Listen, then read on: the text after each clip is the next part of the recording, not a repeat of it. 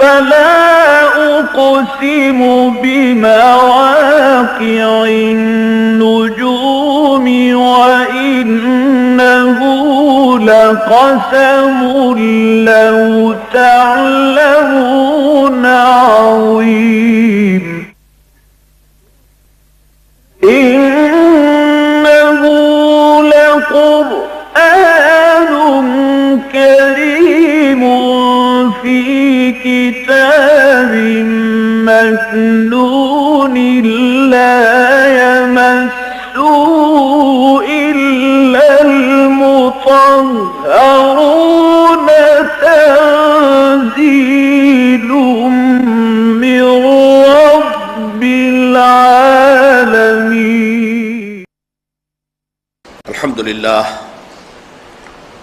الحمد لله وكفى والصلاة والسلام على عباده الذين اصطفى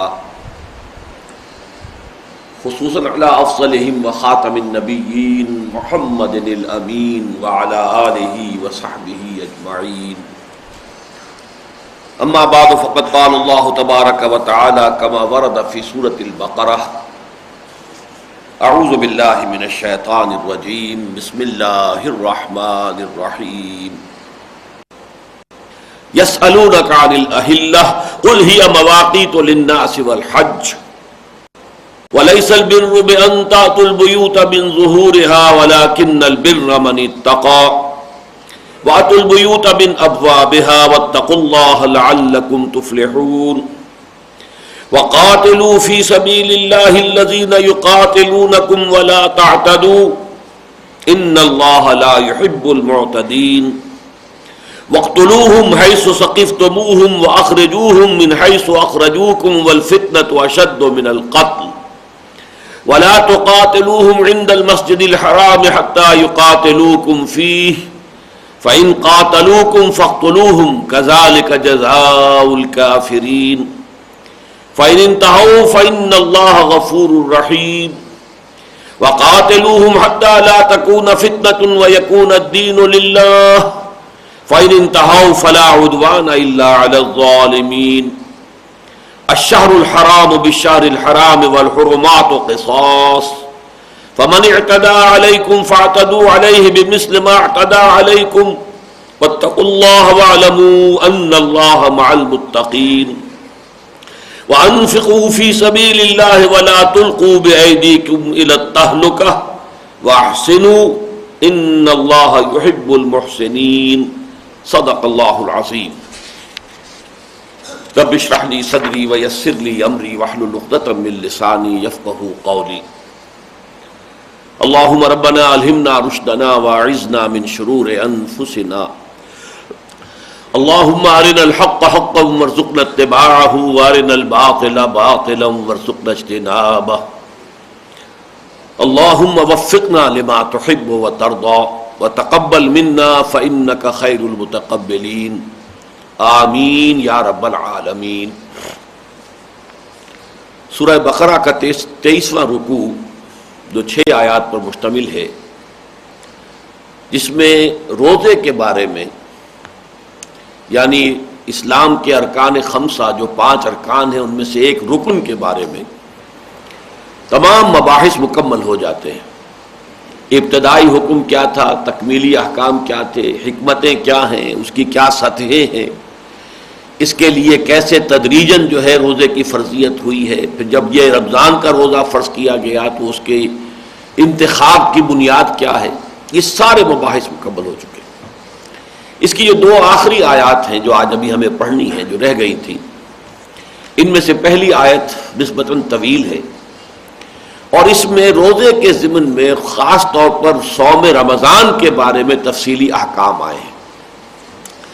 فرمایا گیا احل لکم لیلۃ الصیام الرفث الی نسائکم، جائز قرار دیا گیا، حلال ٹھہرایا گیا تمہارے لیے روزے کی راتوں میں اپنی بیویوں کے ساتھ مباشرت. ہن لباس لکم وانتم لباس لہن، وہ تمہارے لیے بمنزلہ لباس ہیں، تم ان کے لیے بمنزلہ لباس ہو.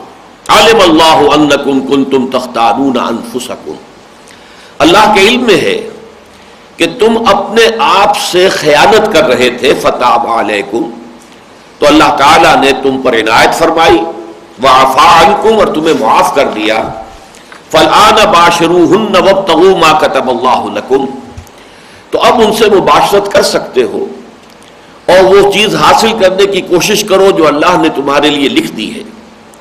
وَكُلُوا وَاشْرَبُوا حَتَّى يَتَبَيَّنَ لَكُمُ الْخَيْطُ الْأَبْيَضُ مِنَ الْخَيْطِ الْأَسْوَدِ مِنَ الْفَجْرِ، اور کھاؤ اور پیو یہاں تک کہ تمہارے لیے رات کی سیاہ دھاری سے صبح کی سفید دھاری نمایاں ہو جائے۔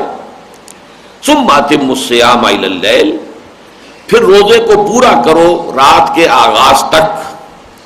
وَلَا تُبَاشِرُوهُنَّ وَأَنْتُمْ عَاكِفُونَ فِي الْمَسَاجِدِ، اور عورتوں کے ساتھ، اپنی بیویوں کے ساتھ مباشرت نہ کرو اس حال میں کہ تم مسجدوں میں اعتکاف کیے ہوئے ہو۔ تلک حدود اللہ، یہ اللہ کی حدود ہے، فلا تقربوها، تو ان کے قریب بھی مت پھٹکو۔ کذالک یبین اللہ آیاتہ للناس، اسی طرح اللہ تعالیٰ اپنی آیات کو واضح کر دیتا ہے لوگوں کے لیے، لعلہم یتقون، تاکہ وہ تقوی کی روش اختیار کریں۔ یہ جو طویل آیت ہے اس کے پس منظر کے بارے میں دو مختلف آراء ہیں۔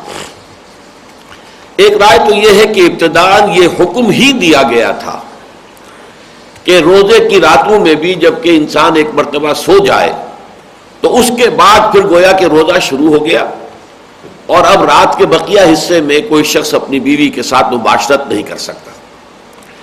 لیکن یہ ہے کہ بعد میں اس کے اندر تخفیف کی گئی اور اس میں ترمیم کر کے، یا یوں کہیے کہ اس حکم میں جزوی تنسیخ کرتے ہوئے اجازت دے دی گئی کہ روزے کی جو راتیں ہیں اس میں جو بھی ازدواجی تعلق ہے شوہر اور بیوی کا وہ جائز ہے، اس کے اندر کوئی رکاوٹ نہیں ہے۔ اب اس کے ضمن میں دوسرا پہلو یہ ہے کہ در حقیقت یہ ایک گمان تھا جو مسلمانوں کو ہو گیا تھا کہ اس روزے کی راتوں میں مباشرت اپنی بیویوں کے ساتھ ممنوع ہے۔ یہ کوئی حکم نہیں تھا جو دیا گیا ہو، یہ وضاحت نہیں تھی کہ جو کی گئی ہو، بلکہ یہ گمان اس لیے ہو گیا تھا کہ چونکہ جو پہلا حکم آیا تھا روزے کا، جس کے بارے میں آپ سے عرض کر چکا ہوں کہ بہت سے سلف میں بھی اس کے قائل ہیں اور میں بھی اسی رائے کا حامل ہوں کہ وہ رمضان کے روزے کا ذکر نہیں ہے۔ کتب علیکم الصیام کما کتب علی الذین من قبلکم، تم پر روزہ رکھنا فرض کیا گیا جیسے کہ تم سے پہلی امتوں پر فرض کیا گیا تھا۔ بلکہ یہ کہ حضور نے مدینہ تشریف لاتے ہی سب سے پہلے تو جب دیکھا کہ یہودی جو ہیں وہ عاشورہ محرم کا روزہ رکھتے ہیں تو آپ نے پوچھا کہ یہ کیوں؟ تو انہوں نے کہا کہ اس دن یعنی 10ویں محرم کی جو ہے یہ ہمارا یوم نجات تھا، آل فرعون کو اللہ نے غرق کیا تھا اور بنی اسرائیل کو نجات دی تھی، تو ہم شکرانے کے طور پر روزہ رکھتے ہیں۔ تو حضور نے فرمایا کہ موسیٰ کے تو ہم زیادہ حقدار ہیں تمہاری نسبت، اور مسلمانوں کو بھی حکم دیا کہ تم بھی اب روزہ رکھا کرو۔ اس کے بعد پھر آپ نے ہر مہینے میں 3 روزے رکھنے کا حکم دیا۔ تو چونکہ اس میں کوئی تفصیلی احکام نہیں تھے اور آیت میں لفظ یہ تھا کما کتب علی الذین من قبلکم، جیسے کہ یہ روزہ فرض کیا گیا تھا ان پر کہ جو تم سے پہلی امتیں تھیں، تو گمان یہ کیا گیا کہ روزے کے ضمن میں اسلام میں بھی تفصیلی احکام وہی ہے کہ جو یہود کی شریعت کے اندر ہے۔ یہود کے ہاں یہ معاملہ تھا کہ رات کو جب انسان سو گیا تو اب روزہ شروع ہو گیا۔ اب نہ ان کے ہاں سحری کا کوئی تصور تھا کہ طلوع فجر سے پہلے کچھ کھایا پیا جا سکتا ہے اٹھ کر، جسے ہم سحری کہتے ہیں، اور نہ یہ کہ اس دوران میں رات کے بقیہ حصے میں کوئی مباشرت ہو سکتی ہے، بلکہ یہ کہ غروب آفتاب پر روزہ ختم ہو گیا اور جب انسان سو گیا تو روزہ شروع ہو گیا۔ یہ چونکہ ان کے ہاں کے قواعد تھے تو قیاس کیا مسلمانوں نے بھی کہ شاید ہمارے ہاں بھی روزے کا یہی حکم ہے اور یہی اس کے احکام ہے، اگرچہ اس کی کوئی صراحت حضور کی طرف سے نہیں تھی، میں کوئی صراحت نازل ہوئی تھی، لیکن ایک گمان کی بنیاد پر بعض صحابہ جو اپنی تباہ کے اوپر یعنی صبر نہیں کر پاتے تھے اور وہ اپنی بیویوں کے ساتھ مباشرت کر لیتے تھے، تو ان کے دلوں میں یہ دغدغہ رہتا تھا کہ شاید ہم نے غلط حرکت کی ہے، یہ شاید ہم نے روزے کے احکام کی خلاف ورزی کی۔ تو میں در حقیقت اس دوسرے ویو کو زیادہ قوی سمجھتا ہوں، اس لیے کہ یہ سمجھ لیجئے کہ چند باتیں ایسی ہیں کہ جن کے بارے میں قرآن مجید میں ذکر ہے کہ ایسا ہوا، لیکن اس کے بارے میں تفصیلاً ہمیں معلوم نہیں ہے کہ آیا وہ اللہ کے حکم سے ہوا، مثلا حضور جب مدینہ تشریف لائے تو آپ نے مسلمانوں کو حکم دیا کہ نماز پڑھو بیت المقدس کی رخ کر کے. قرآن مجید میں کوئی آیت اس کی موجود نہیں ہے. اب جو حضور نے حکم دیا تھا اس کے دو امکانات ہیں. ایک تو یہ بھی ہے کہ حضور کو وحی خفی کے ذریعے سے اللہ کا حکم پہنچا ہو اور آپ نے وہ حکم لوگوں کو پہنچا دیا ہو، لیکن وحی جلی یعنی قرآن مجید جو وحی متلو ہے اس میں اس کا ذکر نہیں ہے. وحی خفی تو اور بھی بہت سی شکلوں میں حضور پر آتی تھی اور وہ سب کی سب قرآن میں شامل نہیں. اور ایک شکل یہ ہو سکتی ہے کہ یہ حضور کا اپنا اجتہاد ہو جسے اللہ نے اون کر لیا. جیسے ہم حدیث کے بارے میں جانتے ہیں کہ حدیث حضور کے قول، حضور کے فعل اور حضور کی تقریر، تین چیزوں پر مشتمل ہوتی ہے. کوئی شے حضور نے فرمائی، یہ بھی حدیث ہے. کوئی کام حضور نے کیا اور اس کی کسی نے رپورٹ کی، کسی صحابی نے دیکھا اور اس کو رپورٹ، یہ بھی حدیث ہے. حالانکہ اس میں حضور کا کوئی قول نقل نہیں ہو رہا، حضور کا ایک عمل نقل ہو رہا ہے. اسی طرح کوئی کام حضور کے سامنے کیا گیا اور حضور نے اس پر منع نہیں کیا، روکا نہیں، نکیر نہیں کی، تو یہ بھی گویا کہ آپ کی طرف سے امپلائڈ ہو گیا کہ یہ سینکشن ہے. یہ گویا کہ اللہ تعالیٰ اور اللہ کے رسول کی طرف سے اسے بھی ایک طرح کی ایکنالجمنٹ حاصل ہو گئی کہ یہ چیز بھی منظور ہے. تو یہ تقریر کہلاتی ہے حدیث کی اصطلاح میں، یعنی محمد الرسول اللہ کا قول، عمل اور تقریر. اسی طریقے سے ایک تقریر ہے اللہ کی طرف سے اپنے رسول صلی اللہ علیہ وسلم کے کسی فعل کی. حضور نے ایک کام کیا، اجتہاداً کیا، اپنی ایک سمجھ کے مطابق کیا، اپنی کسی مصلحت کو سامنے رکھ کر، دین کی مصلحت اس کے اعتبار سے کیا، اور اللہ نے اس کے اوپر نکیر نہیں کی، روکا نہیں. تو گویا کہ اللہ تعالیٰ کی طرف سے تقریر ہو گئی، اس کی برقرار رکھا گیا، اور یہ گویا کہ اللہ نے اس کو اون کر لیا. تحویل قبلہ کا معاملہ بھی یہی ہے کہ یہ بیت المقدس کی طرف رخ کرنے کا جو حکم ہے کہ قرآن میں نہیں ہے. تو اب یا تو یہ وحی خفی تھی جس کے بنا پر حضور نے فرمایا، اور یا یہ کہ حضور کا اجتہاد تھا. لیکن وہاں ہم یہ دیکھتے ہیں کہ حضور نے اسے اون کیا ہے وحی جلی کے اندر. وَمَا جَعَلْنَا الْقِبْلَةَ الَّتِي كُنْتَ عَلَيْهَا إِلَّا لِنَعْلَمَ مَن يَتَّبِعُ الرَّسُولَ مِمَّن يَنقَلِبُ عَلَىٰ عَقِبَيْهِ. ہم نے جو اس قبلے پر جس پر آپ تھے ہم نے آپ کو برقرار رکھا، وہ اس حکمت کے تحت کہ امتحان لے لیں ہم لوگوں کا کہ کون ہے وہ لوگ کہ جو رسول کا اتباع کرتے ہیں اور کون ہے وہ کہ جو اپنی ایڑیوں کے بل پیچھے مڑ جاتے ہیں. یعنی جن میں اپنی جاہلی عصبیت تھی اور اہل عرب ہونے کی مناسبت سے مکہ مکرمہ اور بیت اللہ کے ساتھ ان کی ایک والہانہ محبت تھی، اور وہ قبائلی بھی تھی، نسلی بھی تھی، قومی بھی تھی، جن کے اندر یہ عصبیت شدید تھی، اور وہ اب اس بیت المقدس کی طرف رخ کرنے کو پسند نہیں کریں گے تو وہ گویا کہ علیحدہ ہو جائیں گے، ان کی چھانٹی ہو جائے گی. معلوم ہو جائے گا کہ وہ رسول کے حکم کی اطاعت نہیں کر رہے، بلکہ اپنی جو قدیم ان کی عصبیتیں ہیں، جو ان کی روایات ہیں، جو ان کے قومی شاعر ہیں، وہ ان سے زیادہ متعلق ہیں اور مربوط ہیں. لیکن یہاں ہم دیکھ رہے ہیں کہ یہ بات نہیں ہے. اگر تو حضور نے فرمایا ہوتا اور اس کی خلاف ورزی کر رہے ہوتا صحابہ کرام، تو پھر یہ بات نہ ہوتی کہ علم اللہ انکم کنتم تختانون انفسکم، بلکہ وہ تو یہ ہوتا کہ علم اللہ انکم کنتم تختانون اللہ والرسول، جیسے کہ سورہ انفال میں آتا ہے یا ایھا الذین آمنوا لا تخونوا اللہ والرسول وتخونوا اماناتکم. اہل ایمان اللہ اور اس کے رسول کے ساتھ خیانت مت کرو. اگر اللہ اور اس کے رسول کی طرف سے کوئی واضح حکم آ چکا ہو تو پھر تو در حقیقت اس کی خلاف ورزی جو معصیت ہے، وہ تو گناہ ہے. اور اس کو صرف یہ نہیں کہا جا سکتا کہ تم اپنے آپ سے خیانت کر رہے تھے. یہاں چونکہ الفاظ یہ ہے کہ علم اللہ انکم کنتم تختانون انفسکم، اللہ کے علم میں یہ بات ہے کہ تم اپنے آپ سے خیانت کر رہے تھے، کہ تمہارے اندر کوئی شے یہ کہہ رہی تھی کہ یہ کام غلط ہے جو تم کر رہے ہو، لیکن پھر بھی تم ارتکاب کر رہے تھے. تو یہ اپنے نفس کے ساتھ، اپنے ضمیر کے ساتھ گویا کہ خیانت ہو رہی تھی. اس بنا پر میں اس رائے کو زیادہ قوی سمجھتا ہوں کہ حضور کا کوئی حکم نہیں تھا، بلکہ یہ کہ لوگوں نے قیاس کیا تھا کما کتب علی الذین من قبلہم، اس کے حوالے سے کہ شاید ہمارے ہاں بھی روزے کے احکام بالکل وہی ہے کہ جو سابقہ شریعت میں تھے، اور چونکہ ابھی وضاحت قرآن مجید میں نازل نہیں ہوئی تھی لہذا وہ ایک دغدغہ سا تھا ان کے دل میں. نہ یقین کے ساتھ معلوم تھا کہ اللہ نے اور اس کے رسول نے روکا ہے. وہ اگر یہ معلوم ہوتا تو بہت سے ان میں سے اگر کوئی ایسی حرکت کا ارتکاب کر رہے تھے تو ہرگز نہ کرتے، اس لیے کہ وہ سری معصیت ہو جاتی. لیکن یہ کہ چونکہ کوئی صراحت کے ساتھ حضور کی طرف سے یا اللہ کے کسی حکم کے تحت یہ بات نہیں آئی تھی، لہذا ارتکاب بھی کر رہے تھے اور دلوں میں یہ دغدغہ بھی تھا، جس کو کہا گیا کہ علم اللہ انکم کنتم تختانون انفسکم. میرے نزدیک یہ تعبیر زیادہ قوی ہے اور ان الفاظ مبارکہ کے ساتھ زیادہ مناسبت رکھتی ہے۔ بہرحال رمضان کے روزے کو یہود کے روزے سے دو اعتبارات سے بالکل ممیز کر دیا گیا۔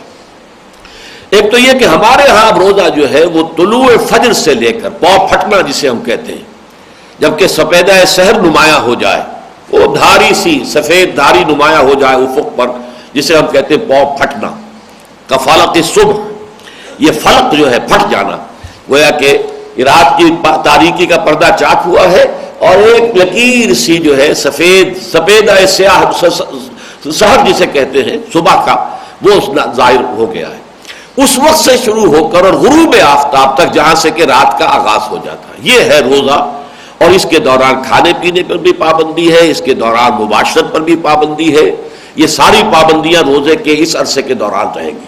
البتہ رات پوری کی پوری اس سے مستثنا ہے، اس لیے کہ جیسے ہی سورج غروب ہوا روزہ ختم ہو گیا۔ اب کھانا پینا بھی مباح ہے، جائز ہے، اسی طریقے سے پوری رات کے دوران اپنی بیویوں کے ساتھ مباشرت بھی جائز ہے، اس میں کوئی رکاوٹ نہیں ہے۔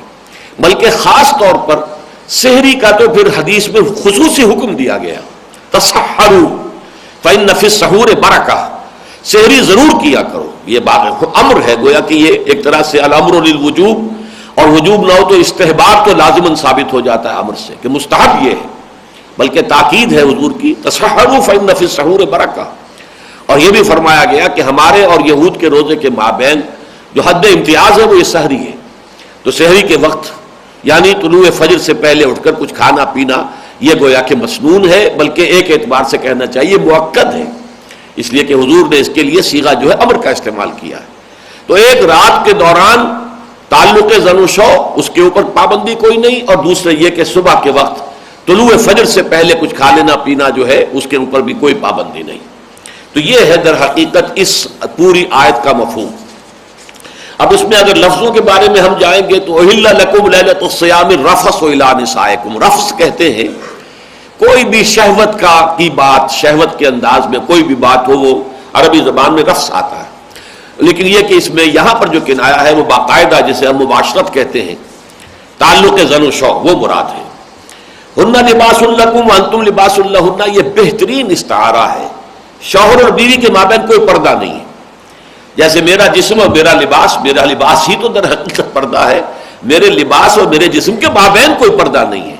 اسی طریقے سے گویا کہ شوہر اور بیوی جو ہیں وہ اتنے ایک دوسرے کے ساتھ قریب ہیں، اور ایک اعتبار سے اور بھی اس میں معنویت ہے کہ در حقیقت یہ زوجین جو ہے وہ ایک دوسرے کی عفت و عصمت کے محافظ بن جاتے ہیں۔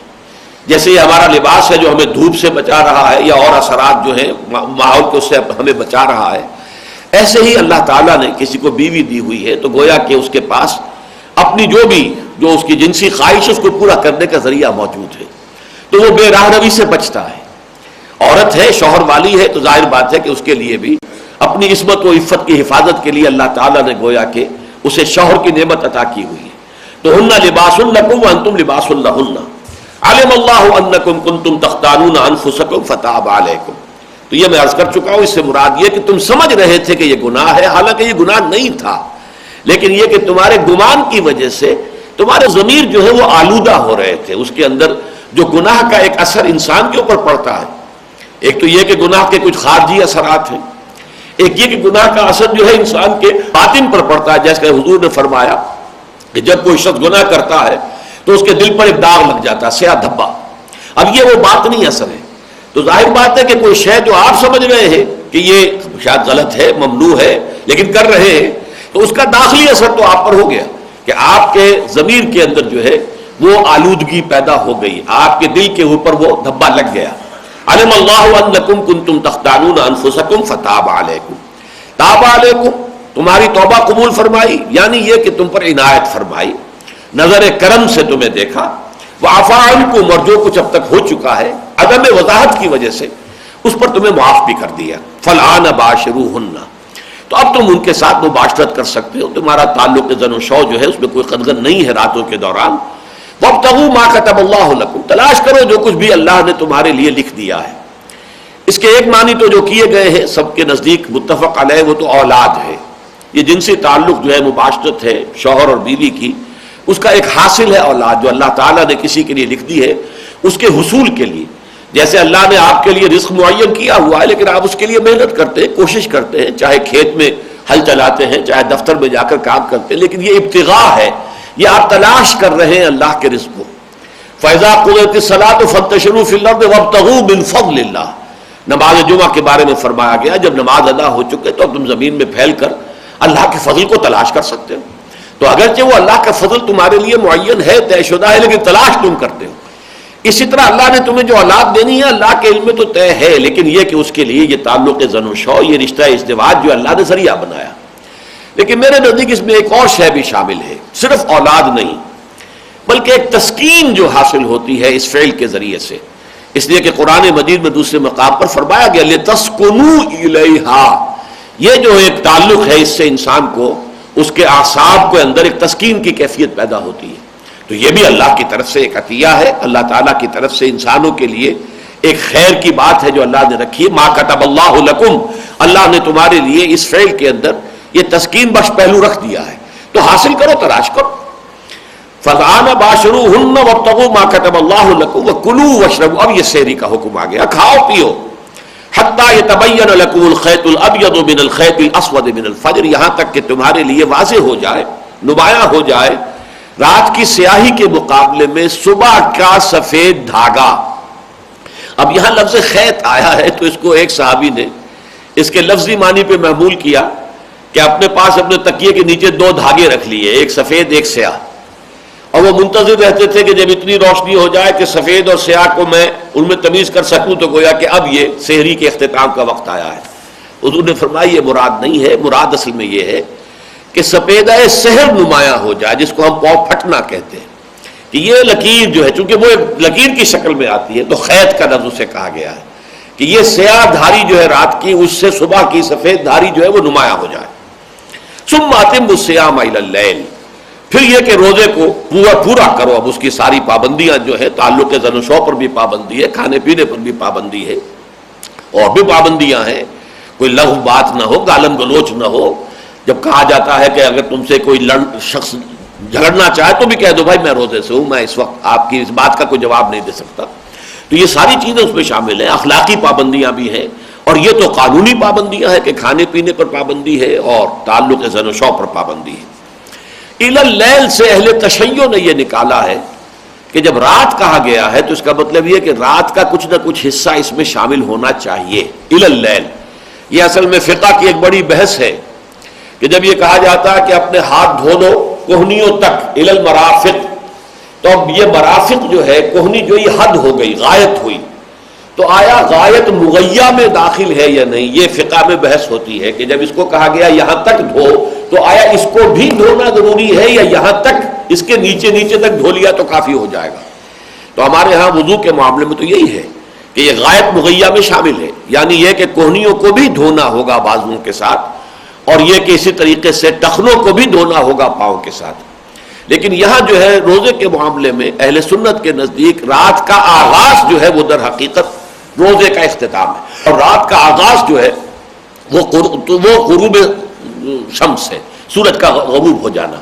بہرحال اس میں اہل تشیع یہ سمجھتے ہیں کہ رات کا تھوڑا سا حصہ اس میں بھی شامل ہونا چاہیے, لہذا وہ 5-7 منٹ دیر کرتے ہیں, وہ آپ کے علم میں ہے. وَلَا تُبَاشِرُوهُنَّ وَأَنْتُمْ عَاكِفُونَ فِي الْمَسَاجِدِ, یہ اضافی پابندی اب ہے اعتکاف کی. گویا کہ اس آیت میں رمضان مبارک سے متعلق اب ساری باتیں جمع ہو گئی. یہ مسنون اعتکاف آپ کو معلوم ہے کہ 21ویں شب سے شروع ہوتا ہے, 20ویں روزے کا افطار جو ہے وہ آدمی جا کر اعتکاف میں داخل ہو کر وہ افطار کرتا ہے, اور پھر چاند کے طلوع ہونے کے بعد عید کا چاند دیکھنے یا اس کی اطلاع مصدقہ آنے کے بعد ہی وہ شخص پھر اس اعتکاف سے باہر نکلتا ہے. یہ عرصہ جو ہے اعتکاف مسنون, اگرچہ ایک نفلی اعتکاف بھی ہوتا ہے, آپ تھوڑی دیر کے لیے 2 گھنٹے کی نیت کر کے مسجد میں داخل ہو جائیں, وہاں بیٹھیں, اللہ کا نام لیں, تلاوت کریں, قرآن پڑھیں, ٹھیک ہے, یہ 2 گھنٹے آپ نے اعتکاف میں بسر کیے. لیکن یہ کہ یہ مسنون اعتکاف نہیں کہلاتا, یہ نفلی اعتکاف ہے. اس لیے کچھ لوگ کہتے ہیں جو ذرا دین کے معاملے میں آپ کو کافی ایسی سہولتیں بھی بہم پہنچاتے ہیں کہ ایک جو ثواب ہے وہ خامخواہ بھی حاصل ہو جائے بغیر کسی اضافی آپ کی محنت کے, کہ جب بھی مسجد میں داخل ہو نماز کے لیے اعتکاف کی نیت کر لو. تو یہ در حقیقت یہ میرے نزدیک جو ہے ذرا اللہ تعالیٰ کے ساتھ اس طرح کا معاملہ کرنا کہ جو مناسب نہیں ہے۔ اعتکاف جو نفلی ہوگا وہ بھی یہ ہوگا جبکہ آپ اسی اعتکاف کی نیت سے مسجد میں جا رہے ہیں، یہ نہیں کہ جا تو رہے ہیں نماز مغرب پڑھنے کے لیے لیکن اس کے ساتھ ہی صرف اعتکاف کا اضافی ثواب حاصل کرنے کے لیے نیت بھی اعتکاف کی کر لی جائے۔ بہرحال یہ میرے ذوق کے اوپر جو ہے گراں گزرنے والی بات ہے، لیکن علماء اس کو جائز کہتے ہیں۔ لیکن اعتکاف مسنون وہ ہے جو میں عرض کر چکا۔ اس دوران میں راتوں میں بھی یہ پابندی ہے کہ یہ مباشرت نہیں ہوگی، کوئی تعلق زن و شو نہیں ہوگا۔ یہ ہو سکتا ہے کہ کسی کی اہلیہ مسجد میں آ کر کوئی مشورہ کرنا ہو، بات چیت کرنی، اس پہ ملاقات کے اوپر پابندی نہیں ہے، لیکن یہ ہے کہ مباشرت نہیں ہوگی۔ تلک حدود اللہ فلا تقربوها، یہ اللہ کے حدود ہیں تو تم ان کے قریب بھی نہ پھٹکو۔ قرآن مجید میں حدود اللہ کے ساتھ یہ دو طرح کے الفاظ آتے ہیں، فلا تعتدوها اور فلا تقربوها۔ ایک تعتدو ہے، اعتداء ہے، یعنی پھلانگ جانا، یہ اللہ کے حدود ہیں، ان کو مت پھلانگو، ان سے تجاوز نہ کرو، ان کو کراس نہ کرو۔ اور ایک یہ ہے، اور یہ احتیاط کا تقاضا ہے کہ ان سے کچھ فاصلے پر رہو۔ مبادہ یہ ہے کہ بالکل آخری حدوں کو پہنچ جاؤ تو پھر ذرا سا بھی اگر ذہول ہو جائے، ذرا سا نسیان ہو جائے، ذرا سا کوئی جذبات کے اندر کوئی ایک اٹھان پیدا ہو، کوئی ابھار پیدا ہو جائے تو آدمی جو ہے وہ جلدی سے کراس کر جائے۔ تو ہونا یہ چاہیے کہ ذرا keep at a safe distance, جس کو آپ انگریزی میں کہتے ہیں، تھوڑا سا فاصلے پر رہو۔ حضور نے اس کو ایک حدیث سے بیان کیا ہے کہ الا ان لکل ملک حکم، ہر ہمن، ہر بادشاہ کی ایک محفوظ چراگاہ ہوتی ہے۔ وہ ایک علاقہ ہوتا تھا جس میں بادشاہ کے اپنے مویشی چر سکتے تھے، عام رعایا کے مویشی نہیں جا سکتے تھے، یہ محفوظ چراگاہ ہے، حما ہے۔ اب آپ نے فرمایا کہ اگر کوئی گڈریا اپنے جو بھی گلہ ہے اس کا بھیڑوں بکریوں کا، وہ بالکل اس چراگاہ کے عین سرحد تک لے جائے گا تو اس کا اندیشہ ہے کہ کوئی بھیڑ یا بکری چھلانگ لگائے اور بادشاہ کی حما میں داخل ہو جائے تو پکڑا جائے گا، اب اس کا جو ہے وہ مجرم ثابت ہو جائے گا۔ لہذا ذرا اس حما جو ہے اللہ تعالیٰ کی حما ہے، اس کے محارم، جن چیزوں کو اس نے حرام کر دیا ہے، الا وان حرم اللہ محارمہ، اللہ کی یہ محفوظ چراگاہ کے مانند ہے، اس میں تمہیں داخل نہیں ہونا ہے۔ لیکن جیسے کہ اگر کوئی گڈریا اپنا گلہ لے جائے گا بالکل قریب تو اندیشہ ہے کہ کوئی بھیڑ بکری کوئی اور جانور جو ہے وہ پھلانگ کر چلی جائے اس میں، اسی طرح اگر تم بھی بالکل قریب پہنچ جاؤ گے حرام کے تو یہ ہے کہ اس کا اندیشہ ہے کہ کسی وقت تم حرام میں ملوث ہو جاؤ۔ تو keep at a safe distance, اسی کو یہاں پر کہا گیا ہے فلا تقربوها، ان سے ذرا فاصلے پر رہو، ان کے بالکل آخری حدوں تک نہ جاؤ۔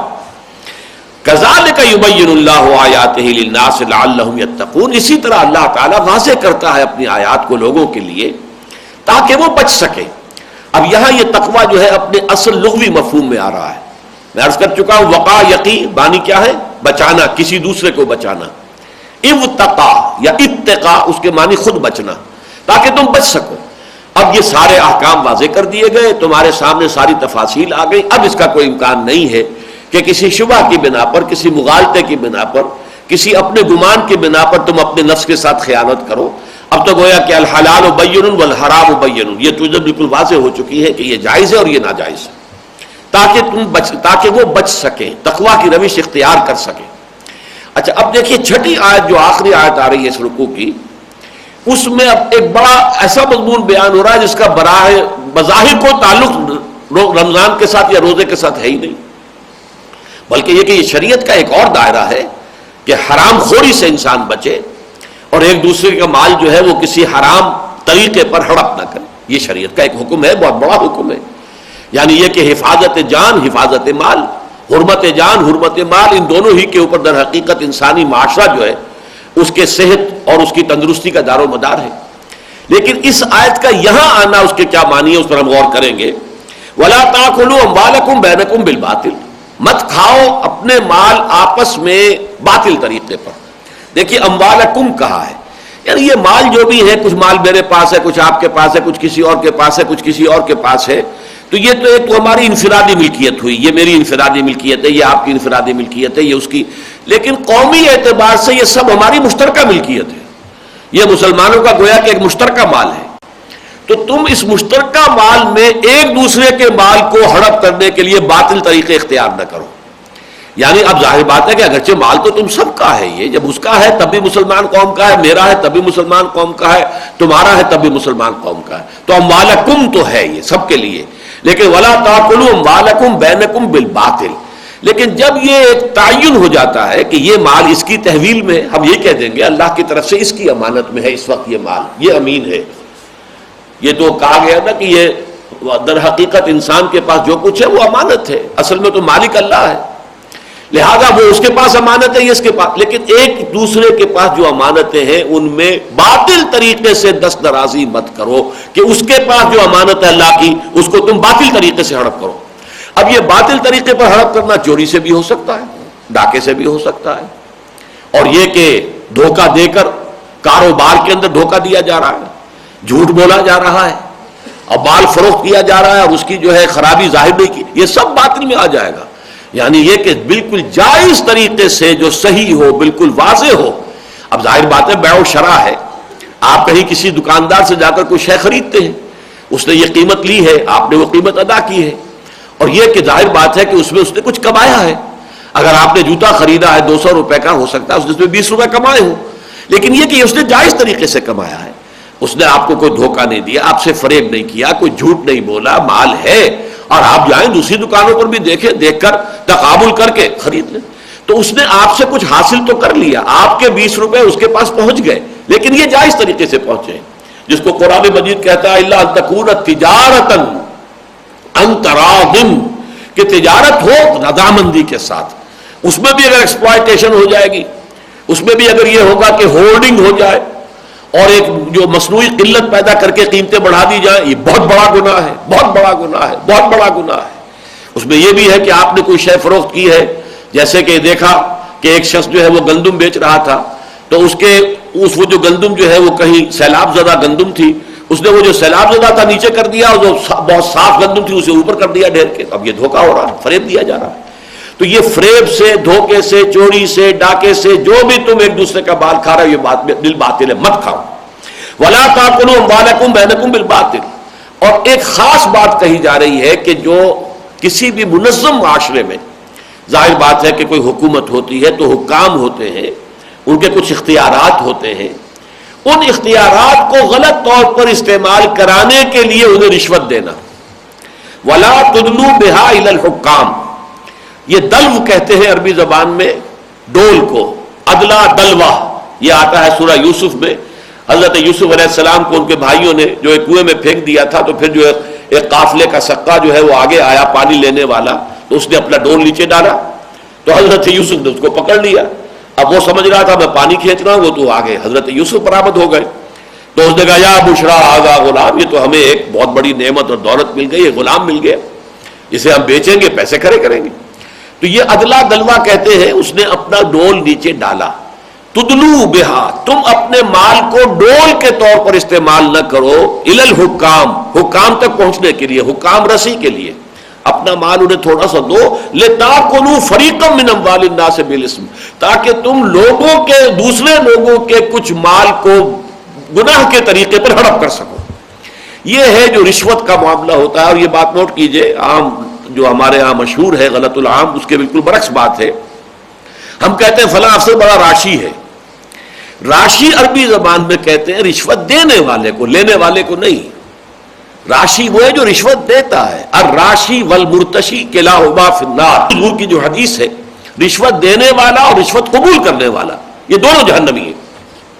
ہمارے ہاں راشی کا لفظ آتا ہے رشوت خور کے لیے، حقیقت میں یہ راشی کا لفظ ہے رشوت دینے والے کے لیے. اور کسی معاشرے میں رشوت جو عام ہوتی ہے وہ اسی طرح سے ہوتی ہے کہ پہلے لوگ حاکموں کو خوگر بناتے ہیں رشوت کا، ان کے منہ کو یہ خون لگا دیتے ہیں. اور وہ اس لیے اب آج کل یہ ہوتا ہے کہ حکومت کا کچھ حق ہے، اسے ٹیکس آپ سے وصول کرنا، یہ اس کا حق ہے. آپ اس کا حق ہڑپ کرنے کے لیے آپ نے آئی ٹی او کو رشوت دے دی، اس لیے کہ آپ نے اگرچہ یہ نہیں کسی اور آدمی کا، کسی اور شہری کا حق تو نہیں مارا، لیکن حکومت کا حق مار لیا. یا یہ کہ کوئی مقدمہ ہے کسی جگہ پر اور کوئی قاضی ہے اور آپ نے اس سے اپنے حق میں فیصلہ لینے کے لیے اور کسی دوسرے کی زمین کا کوئی ٹکڑا یا کوئی اور شے ہڑپ کرنے کے لیے اسے رشوت دے دی. تو عموماً یہ ہوتا ہے کہ پھر جب یہ رشوت کا خون لگ جاتا ہے بو کو، تو پھر وہ آپ کو آپ کا جائز حق بھی نہیں دیتے جب تک کہ آپ کچھ نہ کچھ کو دے نہ دے. جیسا کہ ہمارے ہاں ہو گیا ہے کہ لوگ پوچھتے بھی ہیں کہ صاحب کوئی کام ہمارا جائز حق ہے، وہ ہمارا بالکل حق ہے، ہم کسی اور کا حق نہیں مار رہے، نہ کوئی حکومت کے جو محاصل ہیں، جو اس کے ٹیکسز ہیں، ان سے بچنے کی کوشش کر رہے ہیں. بجلی کا کنیکشن لگوانا ہے وہ بات آگے چلتی ہی نہیں جب تک رشوت نہ دی جائے. وہ اس لیے کہ اب ان کے منہ کو رشوت لگ چکی ہے. لیکن اصل میں رشوت کا عادی بناتے ہیں لوگ خود حکام کو, ان کے منہ کو یہ خون لگا دیتے ہیں تاکہ لوگوں کا مال جو ہے وہ ہڑپ کریں, اور کسی طریقے سے, چاہے وہ مال حکومت کا ہے, اگر ٹیکسز کا معاملہ تو حکومت کا حق ہڑپ کر رہے ہیں, اور اگر کسی اور کا مال ہے تو اس کو ہڑپ کر رہے ہیں. تو یہ جانتے بوجھتے کہ یہ چیز جو ہے غلط ہے, بری ہے, خراب ہے, تم یہ حرکت مت کرو. یہ تو اس آیت کا یوں سمجھیے کہ خاص کے اعتبار سے مفہوم ہو گیا. اب ربط پر غور کیجیے. ربط یہ ہے کہ سب سے پہلی آیت بھی ختم ہوئی تھی لفظ تقوی پر. یا ایھا الذین آمنوا کتب علیکم الصیام کما کتب علی الذین من قبلکم لعلکم تتقون. اہل ایمان, تم پر روزہ رکھنا فرض کیا گیا جیسے تم سے پہلے لوگوں پر کیا گیا تھا, امتوں پر کیا گیا تھا, تاکہ تمہارے اندر تقوی پیدا ہو جائے. پھر 5ویں آیت ختم ہوئی لعلہم یتقون, تاکہ ان میں تقوی ہو, وہ بچ سکے. اب اس میں ایک عملی سوال پیدا ہوتا ہے کہ تقوی کا معیار کیا ہے, تقوی کا لٹمس ٹیسٹ کون سا ہے, کیسے معلوم ہوگا کہ تقوی ہے یا نہیں ہے. آپ ظاہر بات ہے کہ کوئی چیز ایسیڈک ہے یا الکلائن ہے, اس کا فیصلہ کرتے ہیں لٹمس پیپر کے ذریعے سے. وہ نیلا جو ہے سرخ ہو گیا, یا سرخ جو ہے وہ نیلا ہو گیا, تو معلوم ہو گیا یہ ایسیڈک ہے اور یہ الکلائن ہے. لیکن یہ ہے کہ کیسے معلوم ہوگا کہ تقوی ہے کیا.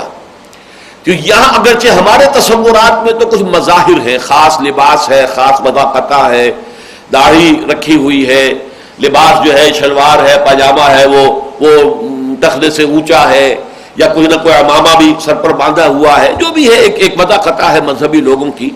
تو ہمارے ذہنوں میں تقوی کی تصویر یہ ہے, جیسا کہ ہم دیکھ چکے ہیں آیت البر میں, لیس البر ان تولوا وجوہکم قبل المشرق والمغرب ولکن البر من آمن باللہ. اب یہ پوری آیت ذہن میں رکھیے, اور آخر میں ختم ہوئی اولئک الذین صدقوا واولئک هم المتقون. متقی تو یہ ہوتے ہیں جن کا یہ کردار ہے جو آیت البر کے اندر تفصیل کے ساتھ بیان ہو گیا.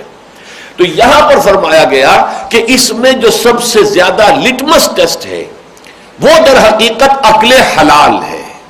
اگر عقل حلال ہے تو تقوی ہے, اگر نہیں ہے تو تقوی نہیں. یہ نوافل سے نہیں ہے کہ آپ خوب نمازیں پڑھتے ہیں, خوب روزے رکھتے ہیں اور حرام خوری کر رہے ہیں. اگر حرام خوری ہے تو پھر تقوی نہیں, تقوی کی نفی ہے. گویا کہ لٹمس ٹیسٹ جو ہے تقوی کا وہ یہ ہے کہ انسان اپنے پیٹ میں اور اپنے بال بچوں کے پیٹ میں لقمہ حرام نہ ڈالے, بلکہ صرف حلال پر اکتفا کرے.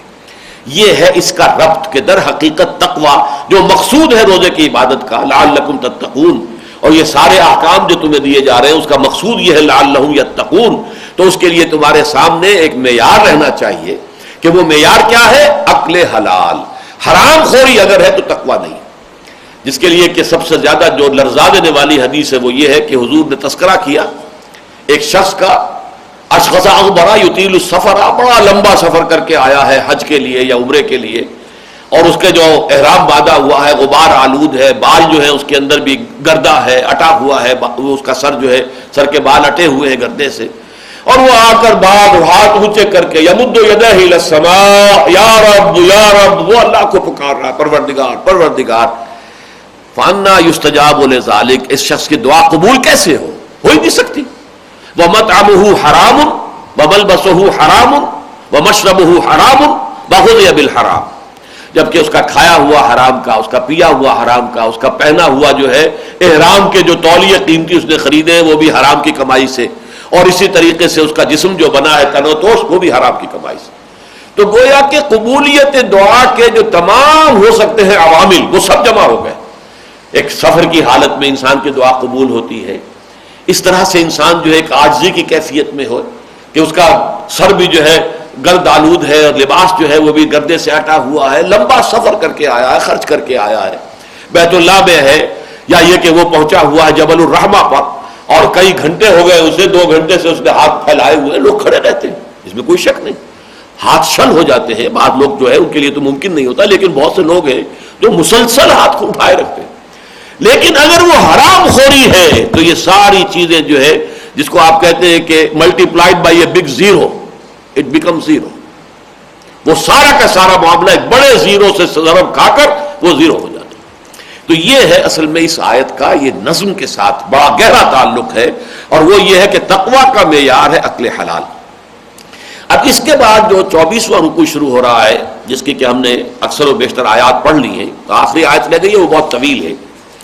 یہاں پہلے تو ربط دیکھ لیجئے کہ اب یہاں اصل میں تو ذکر شروع ہونا ہے حج کا.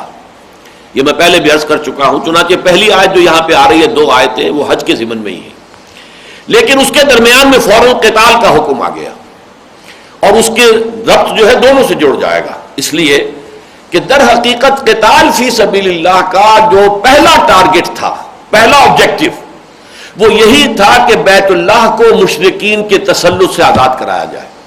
یہ بیت اللہ جو حضرت ابراہیم اور اسماعیل نے اس کی تعبیر کی تھی تو خدا واحد کی عبادت کے لیے، ربنا لیقیموا الصلاۃ، تاکہ اے اللہ تیرے لیے یہاں پر نماز قائم کی جائے. اس کے لیے جو کہا گیا تھا کہ اذن فی الناس بالحج، اب اس کے لیے حج کی بھی تم ندا لگاؤ، پکارو لوگوں کو.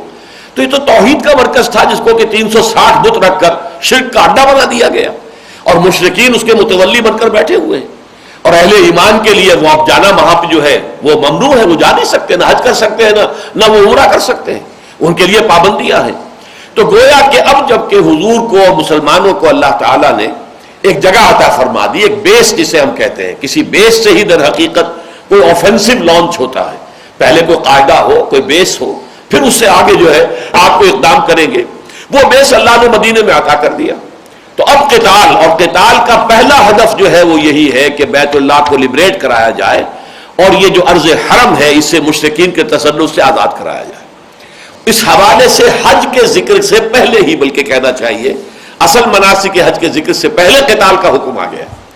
اور اس کا سابقہ رکوع سے تعلق یہ ہے جو میں نے شروع میں عرض کیا تھا کہ عرب صوم سے جو واقف تھے وہ اس اعتبار سے کہ وہ اپنے گھوڑوں کو روزہ رکھوایا کرتے تھے، انہیں بھوک اور پیاس کا اور دھوپ کی شدت برداشت کرنے کا عادی بناتے تھے.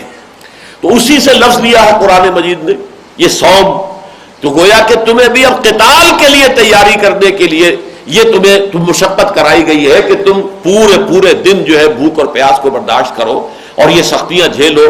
تو گویا کہ اس سے بھی ایک ربط ہے کہ یہ صوم کے احکام کے ختم ہوتے ہی فوراً اب یہاں پر قتال کا حکم آ رہا ہے، بلکہ اس کے اندر آغاز کر دیا گیا ہے حج کے ذکر کا، اگرچہ مناسک حج جو ہے وہ ان 6 آیتوں کے بعد آئیں گے. فرمایا یسألونک اہلہ، اہلہ جمع ہے ہلال کی. ہلال کہتے ہیں جو نیا چاند ہوتا ہے، پہلی تاریخ کا چاند، وہ ہلال ہے. تو اہلہ کے بارے میں اب 3 آراء ہیں. ایک رائے یہ ہے کہ یہ ہلال جو ہے یہ ایک ہلال، لیکن یہ کہ ہر مہینے آنے والے ہلال جو ہے تو گویا کہ اس لیے جمع آ گئی ہے. ایک رائے یہ کہ اہلہ جو ہے اسی ہلال کی جو گھٹتی بڑھتی صورتیں ہیں، یہی ہلال بڑھتا رہتا ہے، پورا چاند ہو گیا، پھر گھٹنا شروع ہوا، پھر وہ یہ کہ پھر وہی حتیٰ عاد کل ارجون القدیم، جیسے وہ پہلی شب کا چاند تھا ویسے ہی آخری جو چاند ہے وہ بھی ویسا ہی رہ گیا. تو اس کو گھٹنے بڑھنے والی صورتوں کو اہلہ کہا گیا ہے. لیکن ایک رائے جو خاص طور پہ مولانا امین ناصر اصلاحی صاحب نے بیان کی ہے، مجھے اس میں بہت وزن معلوم ہوا، وہ یہ کہ یہاں در حق الاہلہ، ہلال جو ہے وہاں پہ عرب میں کسی مہینے کے لیے بھی آتا تھا. جیسے لیل کا لفظ آتا ہے تو رات دن کے لیے آتا ہے، 7 لیال و 8 ایام، لیکن یہ کہ کہیں ایسا بھی ہوتا ہے صرف وہ راتوں کا ذکر ہوتا ہے. لیکن یہ کہ اسی طریقے سے ہلال سے مراد در حقیقت مہینہ ہوتا ہے. اور ان کا خیال یہ ہے کہ یہاں در حقیقت اشہر حرم کے بارے میں سوال کیا گیا تھا کہ یہ جو حرام مہینے ہیں، اب قتال کا حکم اگر آ رہا ہے اور قتال کے حکم کے ضمن میں اگر کہیں مسئلہ آ جائے کہ اشہر حرم کی حرمت جو ہے وہ پامال ہونے کا اندیشہ ہو تو کیا کیا جائے. یا اسی طریقے سے حرم کی سرزمین ہے کہ وہاں پر قتل و غارت جو ہے ممنوع ہے، حرم کا علاقہ ہے. اگر اسی قتال کے ضمن میں کوئی ایسی نوبت آ جائے کہ وہاں اقدام کرنا پڑے مجبوراً تو اس کا کیا حکم ہوگا؟ آیا یہ حرمتیں ہر حال میں برقرار رہیں گی؟ کوئی بھی اس کو جو ہے اس کے معاملے میں کوئی ایکسیپشن، کوئی استثناء نہیں ہے، یا یہ کہ اس کے اندر کوئی استثناء ہے؟ چونکہ یہ واقعہ بھی ہو گیا تھا بالفعل، یوں سمجھ لیجئے اس کے پس منظر کو جاننے کے لیے کہ در حقیقت ایک ہے اذن قتال، ایک ہے حکم قتال. ان دونوں میں زمین آسمان کا فرق ہے. اذن قتال جو ہوا ہے وہ سورہ حج کی آیت سے ہوا ہے. اذن للذین یقاتلون بانہم ظلموا وان اللہ علی نصرہم لقدیر. اور اس آیت میں یقاتلون تو ہے وہ عام قرات ہے، امام عاصم کی جو قرات ہے وہ یہی ہے حفص کی روایت سے. لیکن ایک روایت یہ بھی ہے یقاتلون بانہم ظلموا، اجازت دی گئی ان لوگوں کے لیے جو اب قتال کر رہے ہیں اس بنا پر کہ ان پر ظلم کیا گیا. اور ایک روایت یہ ہے جو میں نے عرض کیا عام طور پر جو ہمارے ہاں معروف ہے، یقاتلون، جن پر جنگ ٹھونس دی گئی ہے، ان پر ظلم کیا گیا ہے، تو اس لیے اب ان کے ہاتھ کھولے جا رہے ہیں. یعنی مکے میں تو ان کے ہاتھ بندھے ہوئے تھے، کفو ایدیکم، اپنے ہاتھ بندھے رکھو. اگرچہ اس کے بارے میں بھی وہی بات ذہن میں رکھیے کہ یہ الفاظ کسی مکی صورت کے اندر موجود نہیں ہے، بلکہ سورہ نساء میں آئے ہیں. کہ ذرا خیال کرو، ایک زمانہ وہ تھا جب تم سے کہا گیا تھا کہ اپنے ہاتھ رو کے رکھو، بندھے رکھو، کوئی جوابی کارروائی نہ کرو. وہ بھی معلوم ہوتا ہے اب دو ہی امکانات ہیں کہ حضور نے حکم دیا تھا. اب حضور نے حکم دیا تھا تو دو امکانات ہیں، یا تو اپنے اجتہاد کے بنا پر دیا تھا جسے اللہ نے اون کر لیا، تقریر اللہ کی طرف سے ہو گئی، برقرار رکھا اللہ نے اسے، اور یا یہ ہے کہ اللہ نے بذریعہ وحی خفی حضور کو کہا کہ اپنے ساتھیوں کو آپ یہ حکم دے دیجئے. لیکن یہ ہمیں معلوم ہے کہ صحابہ کرام کو مکی دور میں یہ حکم حضور کی طرف سے ملا کہ چاہے تمہارے ٹکڑے کر دیے جائیں، تمہیں زندہ آگ میں جلا دیا جائے، تمہیں شہید کر دیا جائے، لیکن تم جوابی کارروائی نہیں کرو گے.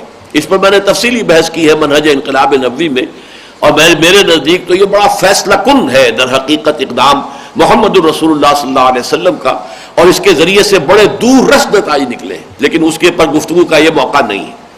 تو یہ نوٹ کر لیجئے کہ اذن قتال تو آ گیا تھا سورہ حج میں، اور سورہ حج وہ ہے جس کے بارے میں یہ اختلاف بھی ہے کہ آیا یہ مکی ہے یا مدنی ہے.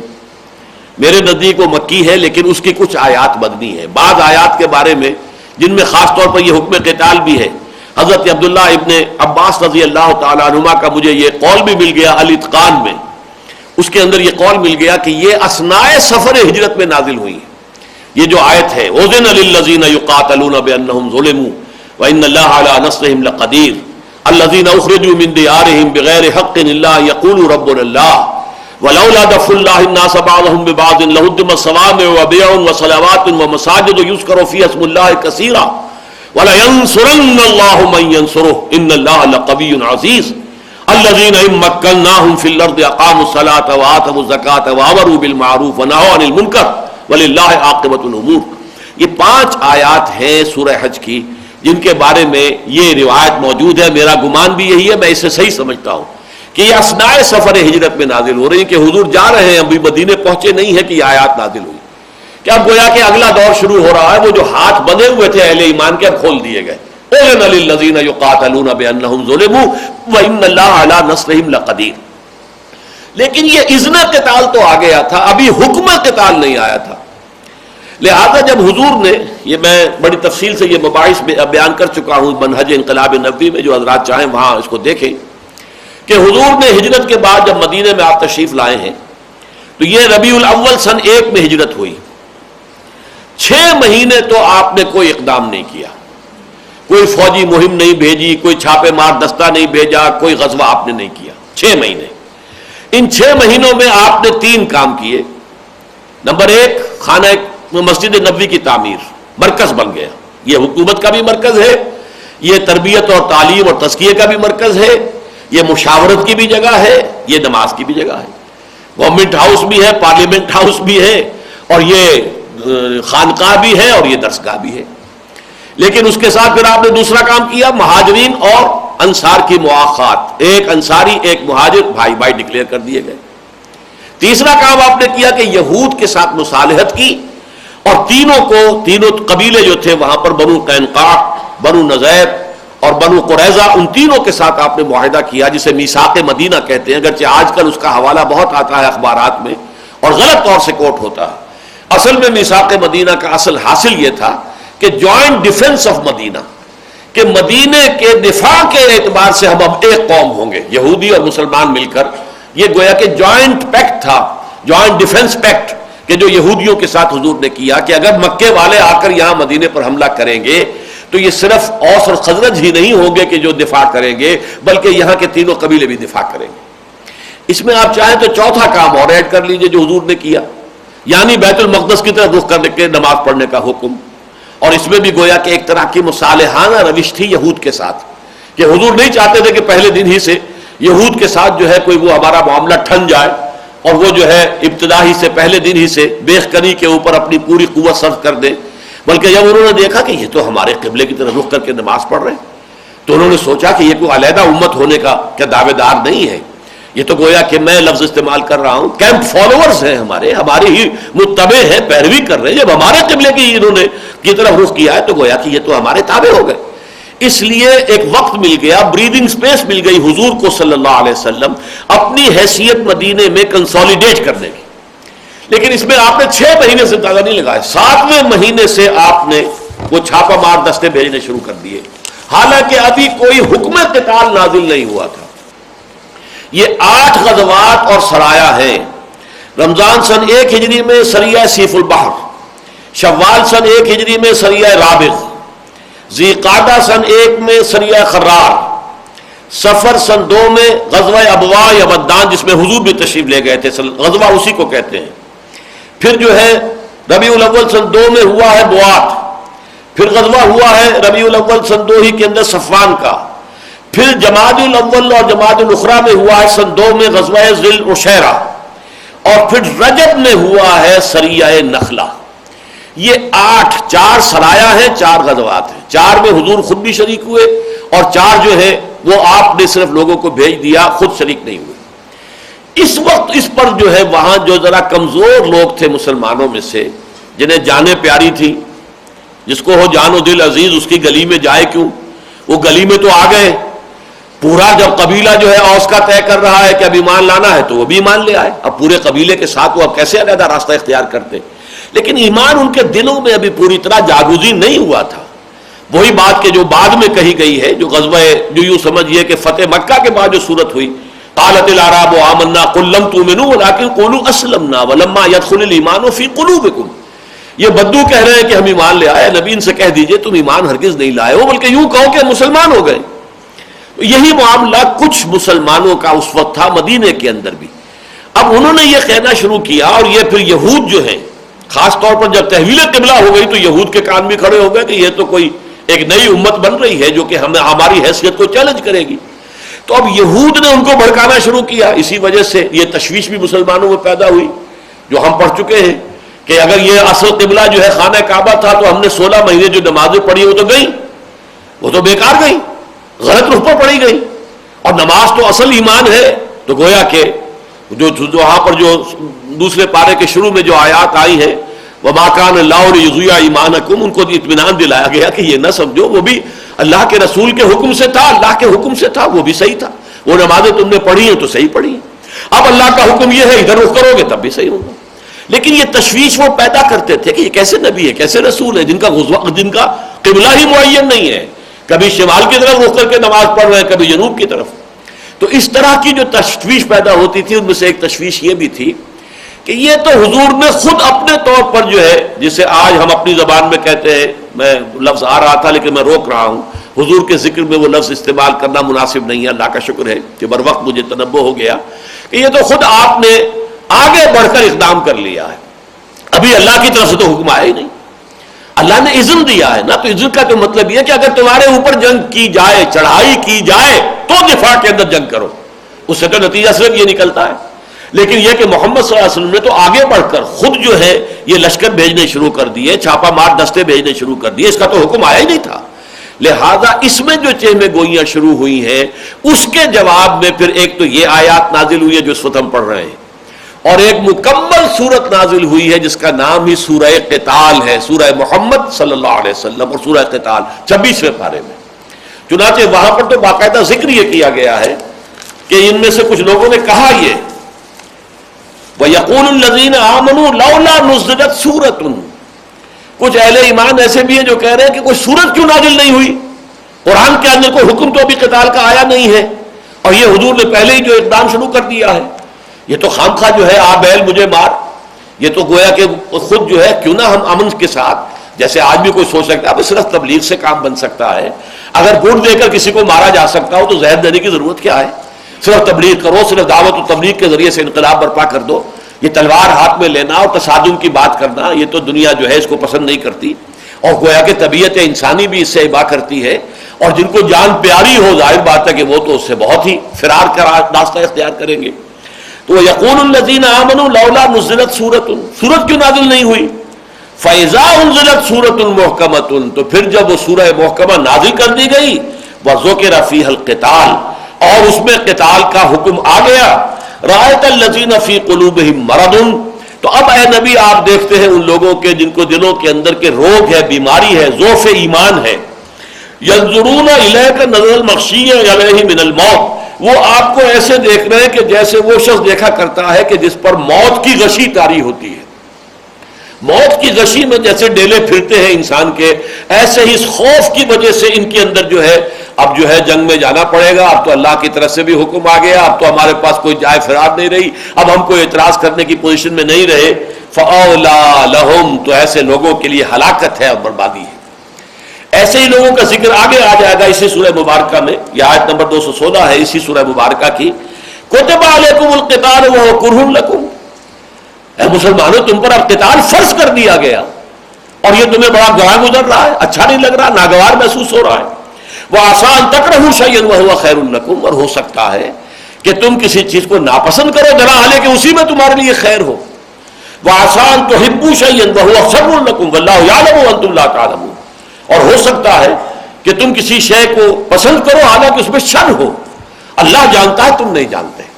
تو یہ ہے اصل میں پس منظر ان آیات کا کہ جب حضور صلی اللہ علیہ وسلم نے اقدام کا آغاز کیا، اور یہ اقدام آپ کی طرف سے ہوا ہے، کوئی فوجی کارروائی مکے والوں کی طرف سے شروع نہیں ہوئی. یہ ٹھیک ہے، ایک اعتبار سے ہم کہہ سکتے ہیں کہ جنگ کا آغاز انہوں نے کیا، ہاسٹیلیٹیز کا آغاز انہوں نے کیا، مسلمانوں کو پرسیکیوٹ کرتے رہے، ان میں سے بعض کو شہید بھی کر دیا، ہلاک کر دیا، کتنوں کو قید میں رکھا، پھر گھروں سے نکلنے پہ مجبور کر دیا. الذین اخرجوا من دیارہم بغیر حق الا یقولوا ربنا اللہ، یہ سب لوگ جو ہیں اپنا گھر بار چھوڑنے پر کیوں مجبور ہوئے؟ اس لیے کہ وہ یہ کہتے تھے کہ ہمارا رب اللہ ہے، صرف اس جرم کی پاداش میں. تو گویا کہ اس اعتبار سے تو کہا جا سکتا ہے کہ ہاسٹیلیٹیز کا آغاز جو ہے کفار کی طرف سے ہوا، لیکن باقاعدہ جسے کہا جائے آرمڈ کانفلکٹ، کوئی مسلح مہم، کوئی حملہ، یہ قریش کی طرف سے نہیں ہوا ہے، بلکہ اس میں جو آغاز ہوا ہے وہ محمد الرسول اللہ صلی اللہ علیہ وسلم نے خود فرمایا ہے. اس لیے کہ اصل میں تو آپ کو اللہ نے بھیجا تھا، اس لیے کہ آپ کی بعثت اس لیے ہوئی تھی کہ اللہ کے دین کو غالب کریں. تو غلبہ دین کی جد و جہد میں اس مرحلے کا آنا ناگزیر ہے. جیسے ہی اللہ نے اس کے لیے حالات سازگار فرما دیے، مدینے کے اندر بیس عطا کر دیا اور آپ نے انٹرنلی اپنی پوزیشن کو پوری طرح کنسالیڈیٹ بھی کر لیا، آپ نے آفینسو کا آغاز کر دیا. چنانچہ ایک سال میں 6 مہینے سے 7ویں مہینے سے پہلی مہم ہے، اور یوں سمجھیے کہ 18 مہینے کے بعد رمضان سن 2 ہجری میں غزوہ بدر ہو گیا ہے. تو یہ ہے پس منظر. اب پڑھیے ان آیات کو. یسألونک عن الاہلہ، اے نبی یہ آپ سے ان مہینوں کے بارے میں پوچھ رہے ہیں، اشہر حرم کے بارے میں. میں اس تیسری رائے کو زیادہ جو ہے وقی سمجھتے ہوئے اب اس کے مطابق ترجمہ میں نے کیا ہے. قل ہی مواقیت للناس والحج، کہہ دیجئے مواقیت میقات کی جمع ہے. میقات جو ہے وقت سے بنا، موقات مفعال کے وزن پر. تو یہ در حقیقت کسی وقت معین، لیکن اس کے ساتھ ہی جیسے ظرف زمان کے ساتھ ظرف مکان بھی آ جاتا ہے، تو کسی مقام معین کے لیے بھی آ جاتا ہے. یہ میقات کا لفظ آتا ہے حج کے لیے. یہ میقات ہے، یعنی یہاں سے اب آگے حاجی نہیں جائے گا بغیر احرام باندھے ہوئے. یہ شام سے آنے والوں کا میقات ہے، اور یہ عراق سے آنے والوں کا میقات ہے، اور یہ ہندوستان سے آنے والوں کا میقات ہے، اور یہ مصر سے آنے والوں کا میقات ہے، یہ مغرب سے حبشہ سے آنے والوں کا میقات، یہ میقات ہے. لیکن یہاں پر میقات جو ہے مراد ہو رہی ہے اوقات، جو لوگوں کے لیے معین کیے گئے ہیں کہ اس میں جو مہینے ہیں اشہر حرم وہ لوگوں کے فائدے کے لیے ہیں. فرمایا یسألونک عن الاہلہ قل ہی مواقیت للناس والحج، اور خاص طور پر حج کے لیے. انہی کے ذریعے سے حج کے مہینے معین ہوتے ہیں، انہی کے ذریعے سے رجب کا مہینہ بھی ہے، اور رجب کا مہینہ عمرے کے لیے ان کے ہاں ہوتا تھا. اور جو آخری جو سریہ حضور نے بھیجا ہے کہ جو عبداللہ ابن جہش رضی اللہ تعالیٰ عنہ کی سرکردگی میں نخلا میں بھیجا ہے، تو اس میں غلطی سے ایسا ہوا ہے کہ اس میں رجب کا چاند نظر آ چکا تھا، جبکہ ایک مسلمانوں کے ہاتھ سے ایک کافر قتل ہو گیا. تو بڑا شور اور غل ہو گیا کہ یہ مسلمانوں کو دیکھو، انہوں نے تو اشہر حرم کی حرمت کو بھی بٹا لگا دیا. تو اس حوالے سے یہ معاملہ خاص طور پر میں نے آپ کو بتا دیا کہ یہ جو آگے سوال جواب آ رہے ہیں در حقیقت ان کا پس منظر یہ ہے. فرمایا وَلَيْسَ الْبِرُّ بِأَن تَأْتُوا الْبُيُوتَ مِن ظُهُورِهَا وَلَكِنَّ الْبِرَّ مَنِ اتَّقَىٰ، اور یہ کوئی نیکی کی بات نہیں ہے کہ تم گھروں میں داخل ہو ان کے پچھواڑوں سے، بلکہ نیکی تو اس کی ہوتی ہے کہ جس میں تقوی ہو. اب یہاں وہ پوری آیہ بر سمجھ لیجئے کہ لکھی ہوئی ہے وَلَكِنَّ الْبِرَّ مَنِ اتَّقَىٰ. لیس البر ان تولوا وجوهکم قبل المشرق والمغرب ولكن البر من آمن بالله واليوم الآخر والملائكة والكتاب والنبيين وآتى المال على حبه ذوي القربى واليتامى والمساكين وابن السبيل والسائلين وفي الرقاب وأقام الصلاة وآتى الزكاة والموفون بعهدهم إذا عاهدوا والصابرين في البأساء والضراء وحين البأس أولئك الذين صدقوا وأولئك هم المتقون. لیس البر سے شروع ہو کر اولئک هم المتقون پر آیت ختم ہوئی. اب یہاں گویا کہ دونوں الفاظ کے حوالے سے ادھر اشارہ کر دیا. نیکی تو اصل میں اس کا نام ہے اور تم نے خامخواہ کچھ نئے چیزیں جو ہے وہ ایجاد کر کے ان کو نیکی سمجھ لیا ہے.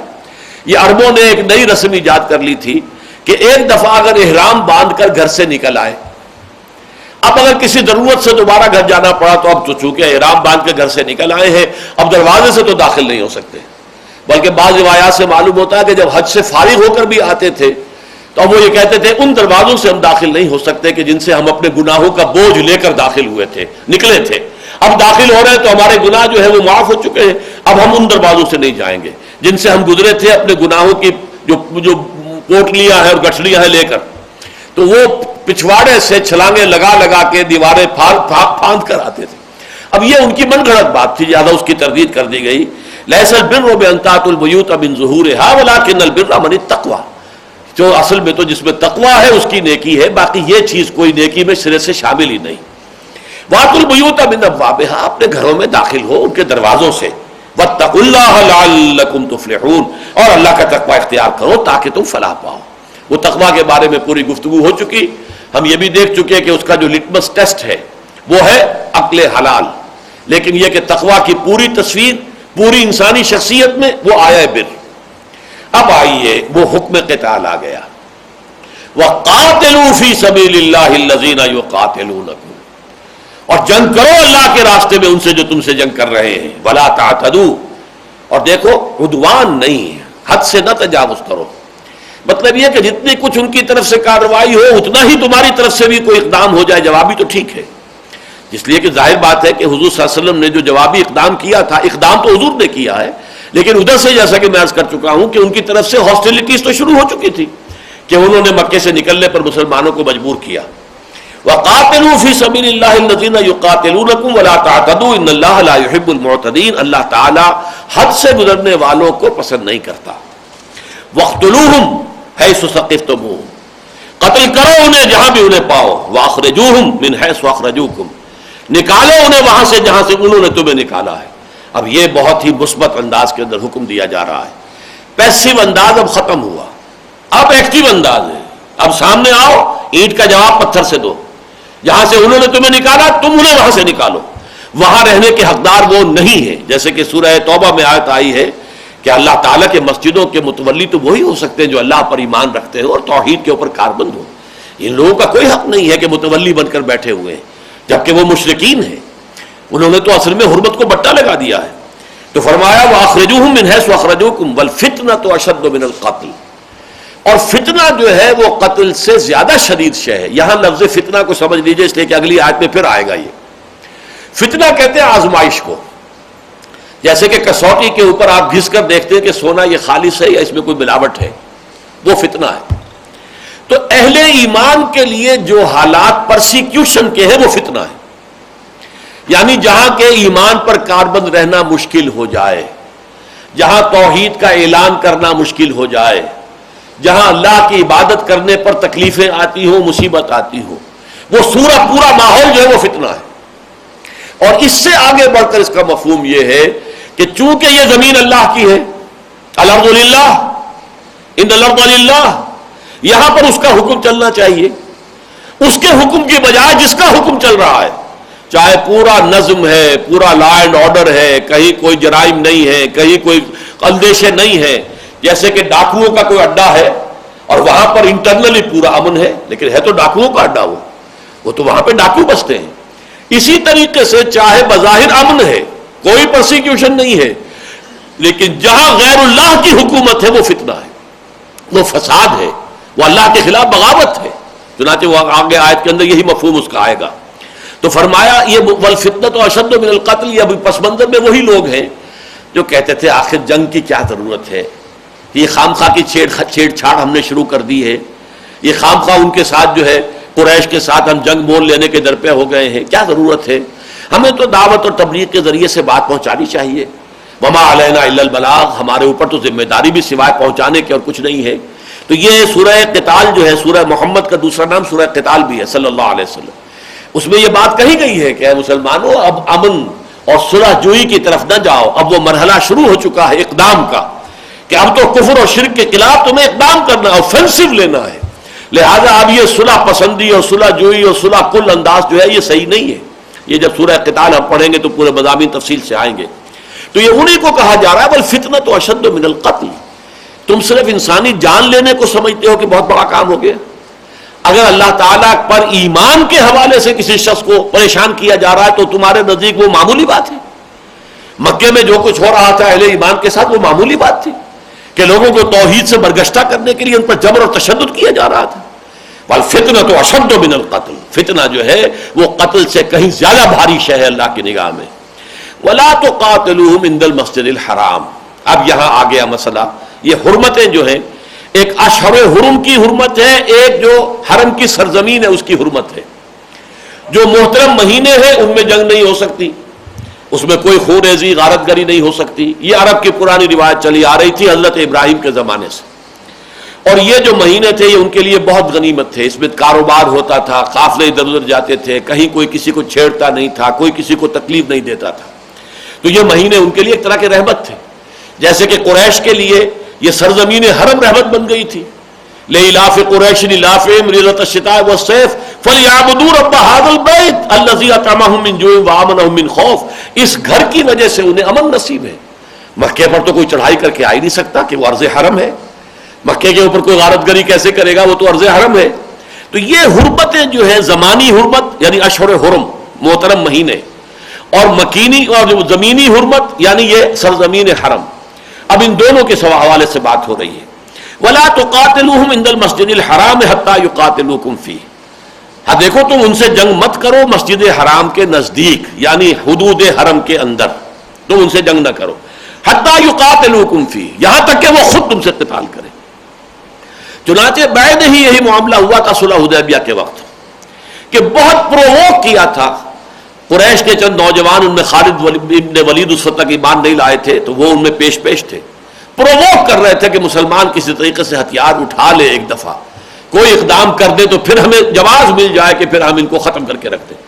لیکن وہ کہ حضور کی طرف سے جو حکم تھا، کسی نے پرووکیشن جو بھی ہوئی ہے اس کے جواب میں کوئی اقدام نہیں کیا. تو وہ بھی جمے رہے. ان کے ہاں بھی چونکہ اشہر حرم کی حرمت جو ہے وہ تو برقرار تھی، لہذا اس کے حوالے سے انہوں نے بھی اقدام نہیں کیا. البتہ بعد میں جب یہ خبر مشہور ہو گئی کہ حضرت عثمان شہید کر دیے گئے اور حضور نے اب بیعت لی قتال کی، تو پھر یہ ہے کہ اس کا اندیشہ ہو گیا تھا کہ اب جنگ ہوگی. اس لیے کہ گویا کہ آغاز کر دیا قریش نے. اگر حضرت عثمان کو فی الواقع شہید کر دیا گیا ہے تو گویا کہ جنگ کا آغاز جو ہے، سفیر کا قتل جو ہے وہ تو جنگ کا اعلان ہوتا ہے. حضرت عثمان جو ہے وہ رضی اللہ تعالیٰ عنہ وہ تو سفیر کی حیثیت سے گئے تھے. تو یہاں بھی فرمایا وَلَا تُقَاتِلُوهُمْ عِنْدَ الْمَسْجِدِ الْحَرَامِ حَتَّى يُقَاتِلُوكُمْ فِيهِ. اس معاملے میں پہل تمہاری طرف سے نہیں ہونی چاہیے. مت جنگ کرو ان سے مسجد حرام کے قرب و جوار میں جب تک کہ وہ خود تم سے جنگ نہ کرے. فَإِنْ قَاتَلُوكُمْ فَاقْتُلُوهُمْ. تو پھر اگر وہ قتال کرے، آغاز کر دے، اگر جنگ کی ابتدا ان کی طرف، پھر انہیں قتل کرو. كَذَلِكَ جَزَاءُ الْكَافِرِينَ. تو اب جو حرمت ہے وہ اشہر حرم کی حرمت ہو یا وہ سرزمین حرم کی حرمت ہو، اس حرمت سے اب وہ محروم ہو گئے، اس کی پناہ ان کے لیے ختم ہو گئی، اس لیے کہ انہوں نے آغاز کر دیا جنگ کا. فَإِنْ قَاتَلُوكُمْ فَاقْتُلُوهُمْ كَذَلِكَ جَزَاءُ الْكَافِرِينَ. ان کافروں کا ایسا ہی بدلہ ہے. فَإِنْ انْتَهَوْا فَإِنَّ اللَّهَ غَفُورٌ رَحِيمٌ. پھر اگر وہ باز آ جائیں، اب باز آ جائیں کا ایک مقصد تو یہ ہو سکتا ہے نتیجہ کہ جنگ سے باز آ جائے، ایک یہ کہ پرسیکیوشن سے باز آ جائیں. آگے چل کر یہ اس کی وضاحت ہو جائے گی کہ باز آ جانا صرف جنگ سے باز آ جانا نہیں ہے، بلکہ جو پرسیکیوٹ کر رہے ہیں اہل ایمان کو، جو اہل ایمان کے لیے انہوں نے حج اور عمرے کے راستے بند کر دیے، مسدود کر دیے، جب تک کہ اس تمام روش سے باز نہ آئے. یہ باز آنے سے مراد یہ ہے کہ اپنی اس پوری روش جو ہے اس کو ترک کر دیں. فَإِنِ انْتَهَوْا فَإِنَّ اللَّهَ غَفُورٌ رَحِيمٌ. تو اگر وہ باز آ جائیں تو اللہ تعالیٰ غفور و رحیم ہے، بخشنے والا ہے، رحم فرمانے والا ہے. وَقَاتِلُوهُمْ حَتَّى لَا تَكُونَ فِتْنَةٌ وَيَكُونَ الدِّينُ لِلَّهِ. یہ ہے آیت، کانٹے والی آیت جس کو کہتے ہیں. اے مسلمانوں، جب یہ اب دور قتال شروع ہو گیا ہے تو یہ قتال جاری رکھو ان سے یہاں تک کہ فتنہ و فساد بالکل فروغ ہو جائے اور دین اللہ کے لیے ہو جائے. اللہ کی حکومت، اللہ کا نظام، اللہ کا حکم، اللہ کی اطاعت مطلقہ نافذ ہو جائے. یہ ہے آخری ہدف. چنانچہ یہی آیت آئی ہے پھر تھوڑے سے وقفے کے بعد، چونکہ یہ سورہ مبارکہ تو غزوہ بدر سے پہلے نازل ہوئی. سورہ قتال جو ہے سورہ محمد وہ بھی غزوہ بدر سے پہلے نازل ہوئی. ان آیات کا اور اس سورہ مبارکہ کا زمانہ نزول ایک ہی ہے، لیکن یہ کہ غزوہ بدر کے فوراً بعد سورت نازل ہوئی ہے سورہ انفال، اور اس میں یہ الفاظ پھر آئے ہیں قاتلوہم حتی لا تکون فتنۃ ویکون الدین کلہ للہ. اب یہاں کلہ کا اضافہ ہو جائے گا وہاں، اور تاکید بلا استثناء، زندگی کا کوئی گوشہ اللہ کی حاکمیت اور اللہ کی اطاعت سے مستثنی نہ رہ جائے. دین کل کا کل، پورا نظام زندگی اللہ کے حکم کے تابع ہو جائے. اس وقت تک، جسے ہم آج کی اصطلاح میں کہیں گے، جب تک کہ اسلامی انقلاب کی تکمیل نہ ہو جائے، جب تک کہ پورا نظام خلافت قائم نہ ہو جائے، جب تک کہ اللہ کی حاکمیت پورے طور پر نافذ نہ ہو جائے، جب تک کہ اللہ کے قانون کی پوری تنفیذ نہ ہو جائے، اس وقت تک یہ قتال اب جاری رہے گا. قاتلوہم حتی لا تکون فتنۃ ویکون الدین للہ فإن انتہوا.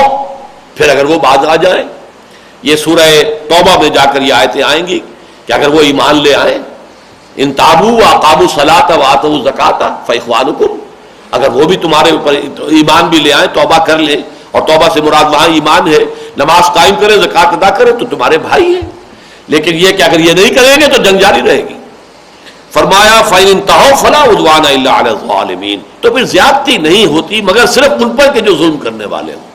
جب وہ ظلم سے باز آ گئے، شرک سے باز آ گئے، توحید کو تسلیم کر لیا، اللہ کی اطاعت کے اندر آ گئے، اسلامی ریاست کی جو ہے تابع داری قبول کر لی، اب ان پر کوئی زیادتی نہیں ہوگی. کسی سابقہ دشمنی کی وجہ سے اب ان پر کوئی زیادتی کرنا یہ مسلمانوں کے شایان شان نہیں ہوگا. انقلاب کی تکمیل کے بعد، جیسا کہ آپ کو معلوم ہے، اذهبوا فانتم الطلقاء، جیسے اعلان عام کیا گیا، جاؤ تم سب کے سب آزاد ہو، کوئی ہم تم سے بدلہ پرانا نہیں لے رہے، کوئی پرانا حساب نہیں چکایا جائے گا. اذهبوا فانتم الطلقاء. آج میں تم سے وہی بات کہہ رہا ہوں جو میرے بھائی یوسف نے اپنے بھائیوں سے کہی تھی، لا تثریب علیکم اليوم. آج میں کوئی ملامت کے جملے بھی نہیں کہنا چاہتا کہ تمہارے دلوں کو جو پہلے زخمی ہے، شکست خوردہ ہو، تم مغلوب ہو گئے ہو، اب ان کے اوپر اور نمک مرچ ڈالنا تمہارے زخموں پر، یہ ہم نہیں کریں گے. لا تثریب علیکم اليوم، تم پر آج کوئی ملامت بھی نہیں ہے. اذهبوا فانتم الطلقاء، جاؤ تم سب کے سب آزاد. تو اسلامی انقلاب کے بعد پھر یہ روش ہوتی ہے. لہذا یہاں فرمایا فلا عدوان الا علی الظالمین. الشہر الحرام بالشہر الحرام، حرمت والے مہینے کا بدلہ حرمت والا مہینہ ہے. یعنی حرمت والے مہینے کا جو احترام ہے اس کا فائدہ لوگوں کو پہنچتا ہے نا، کہ حرمت والے مہینے میں ان پر کوئی قتل و غارت نہیں ہو سکتی، ان کو لوٹا نہیں جا سکتا، انہیں تکلیف نہیں دی جا سکتی. یہی ہے نا حرمت.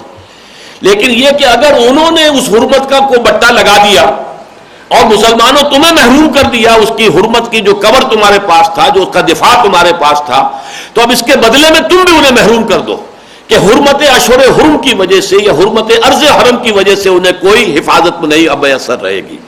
الشہر الحرام بالشہر الحرام، شہر حرام کے اگر حرمت کو انہوں نے بٹا لگایا ہے تو اس کے جواب میں تم بھی انہیں اس شہر حرام کی جو حفاظت تھی، جو پروٹیکشن تھی، اس سے محروم کر دو. والحرمات قصاص، اور تمام جو محترم چیزیں ہیں ان کے اندر بھی برابری کا معاملہ ہوگا، جوابی کارروائی جو ہے وہ کی جائے گی. یہ بھکشوؤں والا معاملہ نہیں ہے. ایک دور تھا، وہ دور جو ہے انقلابی جو عمل ہے، پروسیس ہے، اس کے اعتبار سے بہت اہم تھا.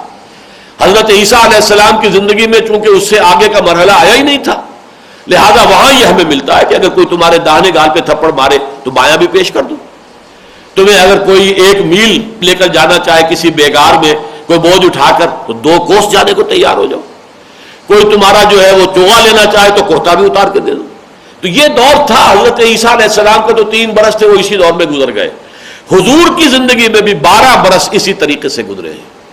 تمہارے ٹکڑے اڑا دیے جائیں، تمہارے جسم جو ہے ان کو چھید ڈالا جائے، تمہیں زندہ آگ پر بھونا جائے، جیسا کہ حضرت خباب بن الارت کے ساتھ ہوا ہے رضی اللہ تعالیٰ عنہ، دیکھتے ہوئے انگاروں پر ننگی پیٹھ لیٹنے کا حکم دیا گیا، یا جیسے کہ شہید کر دیا گیا حضرت سمیہ کو، حضرت یاسر کو رضی اللہ تعالیٰ عنہما، تو جوابی کارروائی نہیں۔ یہ تھا ایک وقت، اب وہ وقت ختم ہو چکا ہے، لیکن یہ کہ اب جو ہے معاملہ، اب جو اس کے لیے جوابی کارروائی جو ہے وہ ہم کر رہے ہیں، لیکن اس میں بھی کچھ حدود اور قیود ہوں گے۔ والحرمات و قصاص، اب اس کے ضمن میں جو ہے وہ حرمتوں کا معاملہ بھی کہیں آڑے نہیں آئے گا جوابی کارروائی میں۔ فمن اعتدی علیکم فاعتدوا علیہ بمثل ما اعتدی علیکم، تو جو کوئی بھی تم پر زیادتی کرتا ہے تو تم بھی زیادتی کرو ان پر ویسی ہی جیسی کہ انہوں نے زیادتی کی تھی تم پر۔ اب اس میں بھی یہ وضاحت کی ہے مفسرین نے، اور بہت صحیح بات کہی ہے کہ اگرچہ لفظ تو اعتداء کا آیا کہ تم بھی زیادتی کرو، لیکن یہ زیادتی ہے نہیں۔ جب جواب میں قصاص میں کارروائی ہوتی تو وہ زیادتی شمار نہیں ہوتی۔ شکلاً تو یہ ہے کہ ایک قاتل کو آپ نے بھی قتل کر دیا، اس نے بھی قتل کیا تھا، آپ نے بھی قتل کر دیا، تو قتل کے جواب میں قتل ہو گیا، لیکن وہ قتل جرم تھا، یہ قتل جرم نہیں ہے، یہ تو قصاص ہے، یہ تو اس کے جرم کی سزا ہے۔ تو اسی لیے فرمایا گیا کہ بظاہر تو یہ کہ تم بھی کچھ زیادتی کرو گے نا ان پر، ان کی زیادتی کے جواب میں، لیکن حقیقت میں وہ زیادتی نہیں ہے۔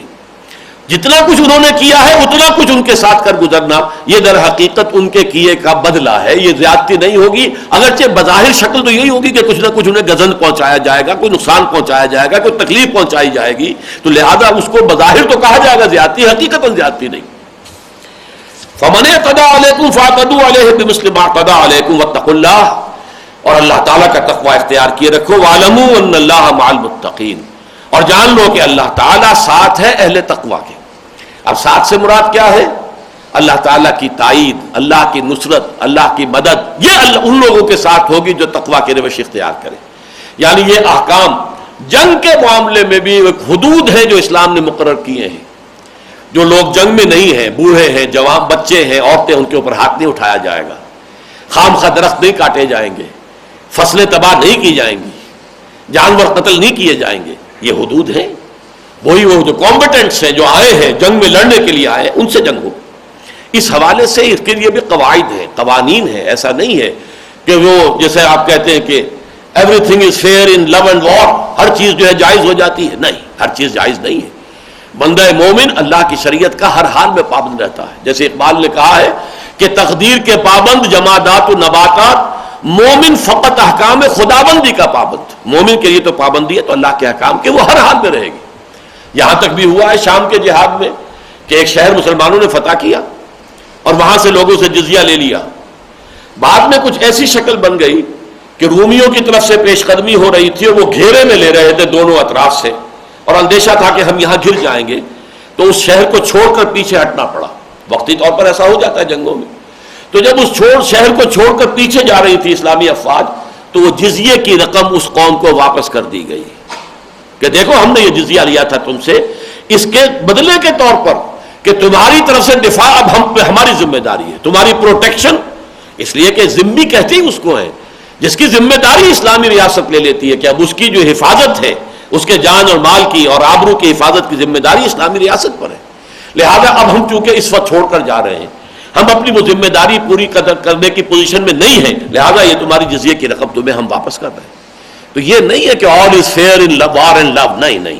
اسلام کے قواعد اور قوانین جو ہے وہ مستقل ہیں، دائم ہیں، جنگ بھی ہوگی تو ان کے تحت ہی ہوگی۔ اسی لیے آگے چل کر آپ دیکھیں گے سورہ انفال میں یہ بھی آیا ہے کہ فرض کیجئے آپ کا کسی قوم سے معاہدہ ہے کوئی، اور آپ کو یہ اندیشہ ہے کہ اندر ہی اندر وہ کوئی سازش کر کے آپ کے خلاف اقدام کرنے والے ہیں، آپ کے علم میں آ گئی یہ بات، تب بھی آپ اقدام نہیں کر سکتے۔ فَمْبِذْ عَلَيْهِمْ عَلَىٰ سَوَاءٍ، جب تک کہ ان کا معاہدہ ان کے منہ پر نہ دے مارے گا، دیکھو ہمارے علم میں آیا ہے کہ تم خیانت کر رہے ہو، تمہارا ارادہ ہے، تو آج ہمارا تمہارا معاہدہ ختم، اس کے بعد اقدام کرو۔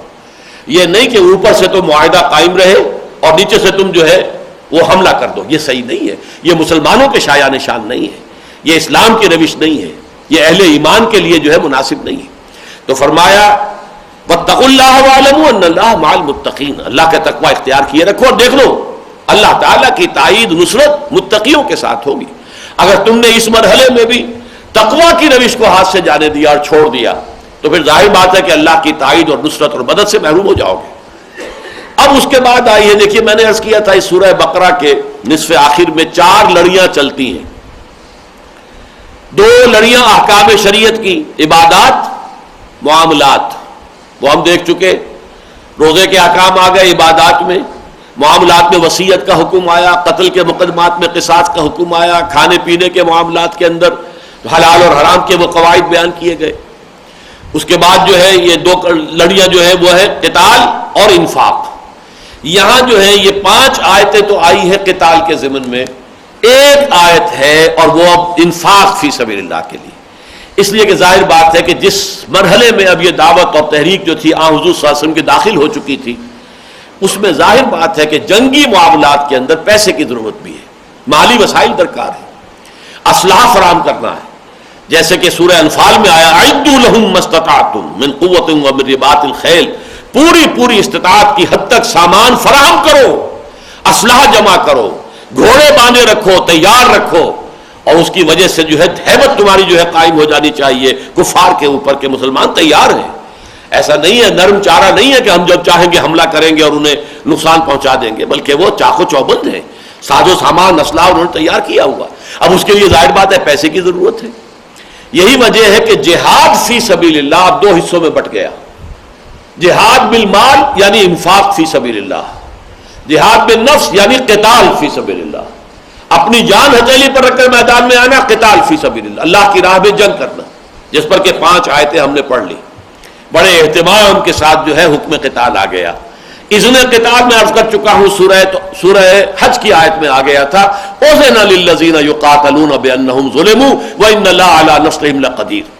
اس موضوع پر مجھے یاد آیا تھا کہ میں نے ایک بڑی مفصل تقریر کی تھی.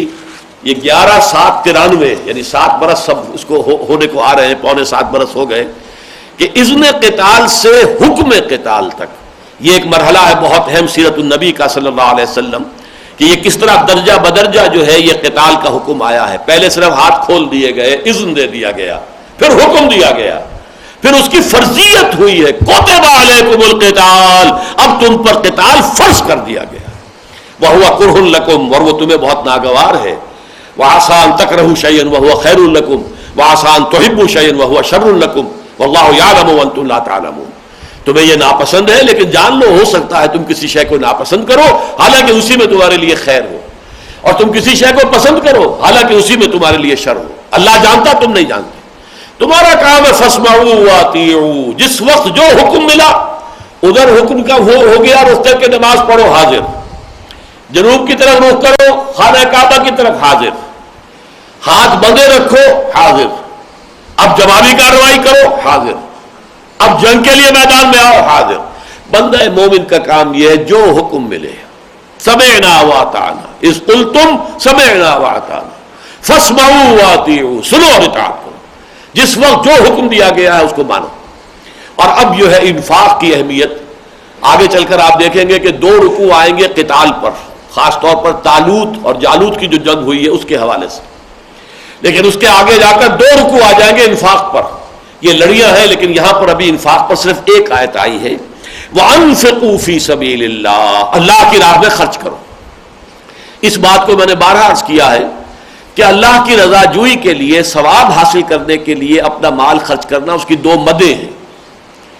ایک مد یہ ہے کہ غربا، مساکین، یتامہ، بھوکے، مسافر، ان کے لیے مقروض، جو ہم نے سورہ آیت بر میں پڑھا ہے، آت المال علی حبہ ذوی القربى والیتامى والمساکین وابن السبیل والسائلین وفی الرقاب. یہ ایک مد ہے.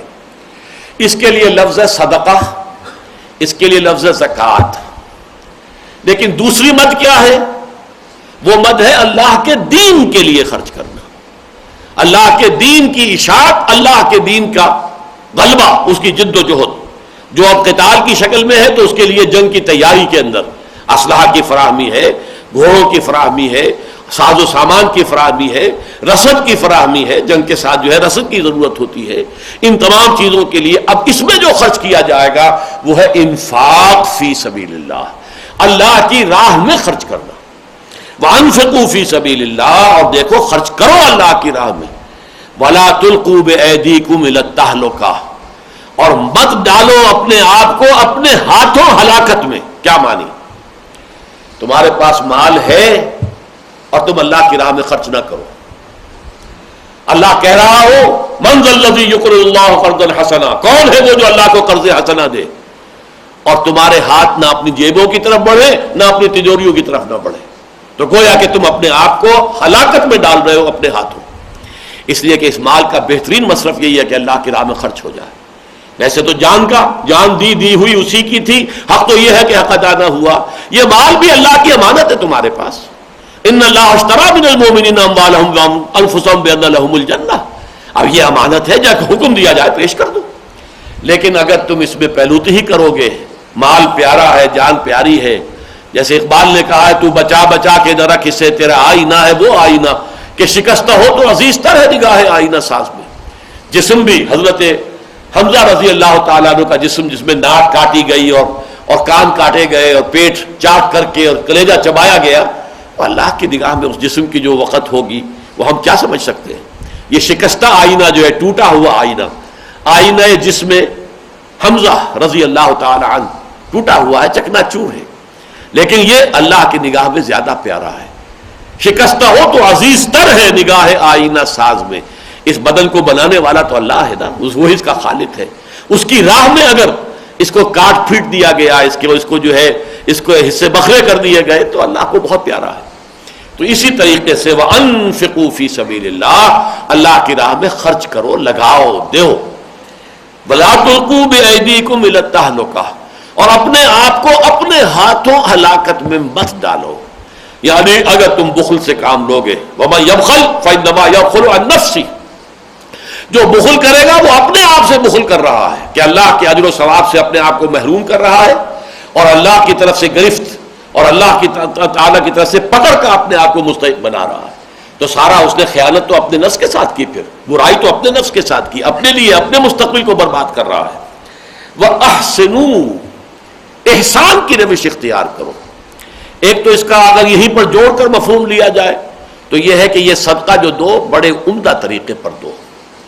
ایک جیسا کہ ہم پڑھ چکے آیا بر کے ضمن میں بھی، جو چوتھے پارے کی پہلی آیت آگے چل کر آئے گی، کہ تم نہیں پہنچ سکو گے بر کے مقام کو جب تک کہ حتیٰ تنفقوا مما تحبون، لن تنالوا البر حتیٰ تنفقوا مما تحبون، بہترین مال اللہ کی راہ میں دو۔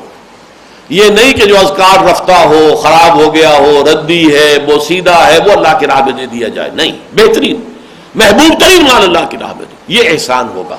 یعنی انفاق کا بھی احسان، احسان کے معنی کسی کام کو کرنا تو نہایت خوبصورتی سے کرنا، عمدگی سے کرنا، جیسے کہ فرمایا گیا ہے اذا ذبحتم فاحسنوا الذبح واذا قتلتم فاحسنوا القتلہ، جب تم ذبح کرو جانور کو تو خوبصورتی کے ساتھ، عمدگی کے ساتھ۔ یعنی آپ کی چھری کھنڈی ہے، پھیرے جا رہے ہیں، اس جانور کی جان پر بنی ہوئی ہے، لیکن وہ گردن کٹی نہیں رہی ہے، بلکہ چھری کو تیز کرو تاکہ بس ایک دفعہ پھیرا ہے اور اس کی جو ہے اس کی خون نکل پڑا ہے۔ اسی طریقے سے کسی کو قتل کرنا ہے تو وہ بھی یہ نہیں کہ آپ اس کو اس طرح کی اذیتیں دیں۔ البتہ یہ ہو سکتا ہے کسی خاص معاملے میں اذیت دی جائے، جیسا کہ ہمارے یہاں مقدمہ ایک چلا ہے وہ جاوید اقبال کا کہ اس کو سزا کیسے دی جانی چاہیے، آیا وہ صحیح سزا ہے یا نہیں، لیکن یہ کہ اس کا ثبوت ہے حدیث نبوی سے کہ جس طور سے قاتل قتل کر رہا ہو اسی طور سے اس کو قتل کیا جائے۔ بہرحال وہ ایک علیحدہ بات ہے، لیکن یہ کہ احسان کہتے ہیں جو کام بھی آپ کر رہے ہیں اسے عمدگی اور خوبصورتی کے ساتھ کریں۔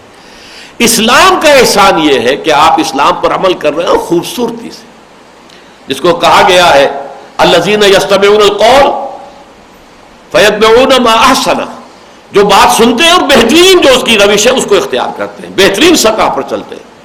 تو تم بھی احسان کی روش اختیار کرو۔ ایک تو یہ کہ اپنے اس انفاق میں احسان کی روش، اور ایک یہ ہے کہ پورے اپنے دین کے اندر احسان کے مقام تک پہنچ جاؤ۔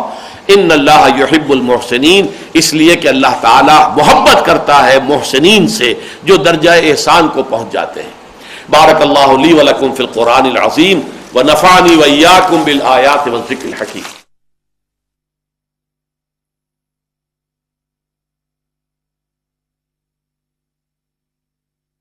فلا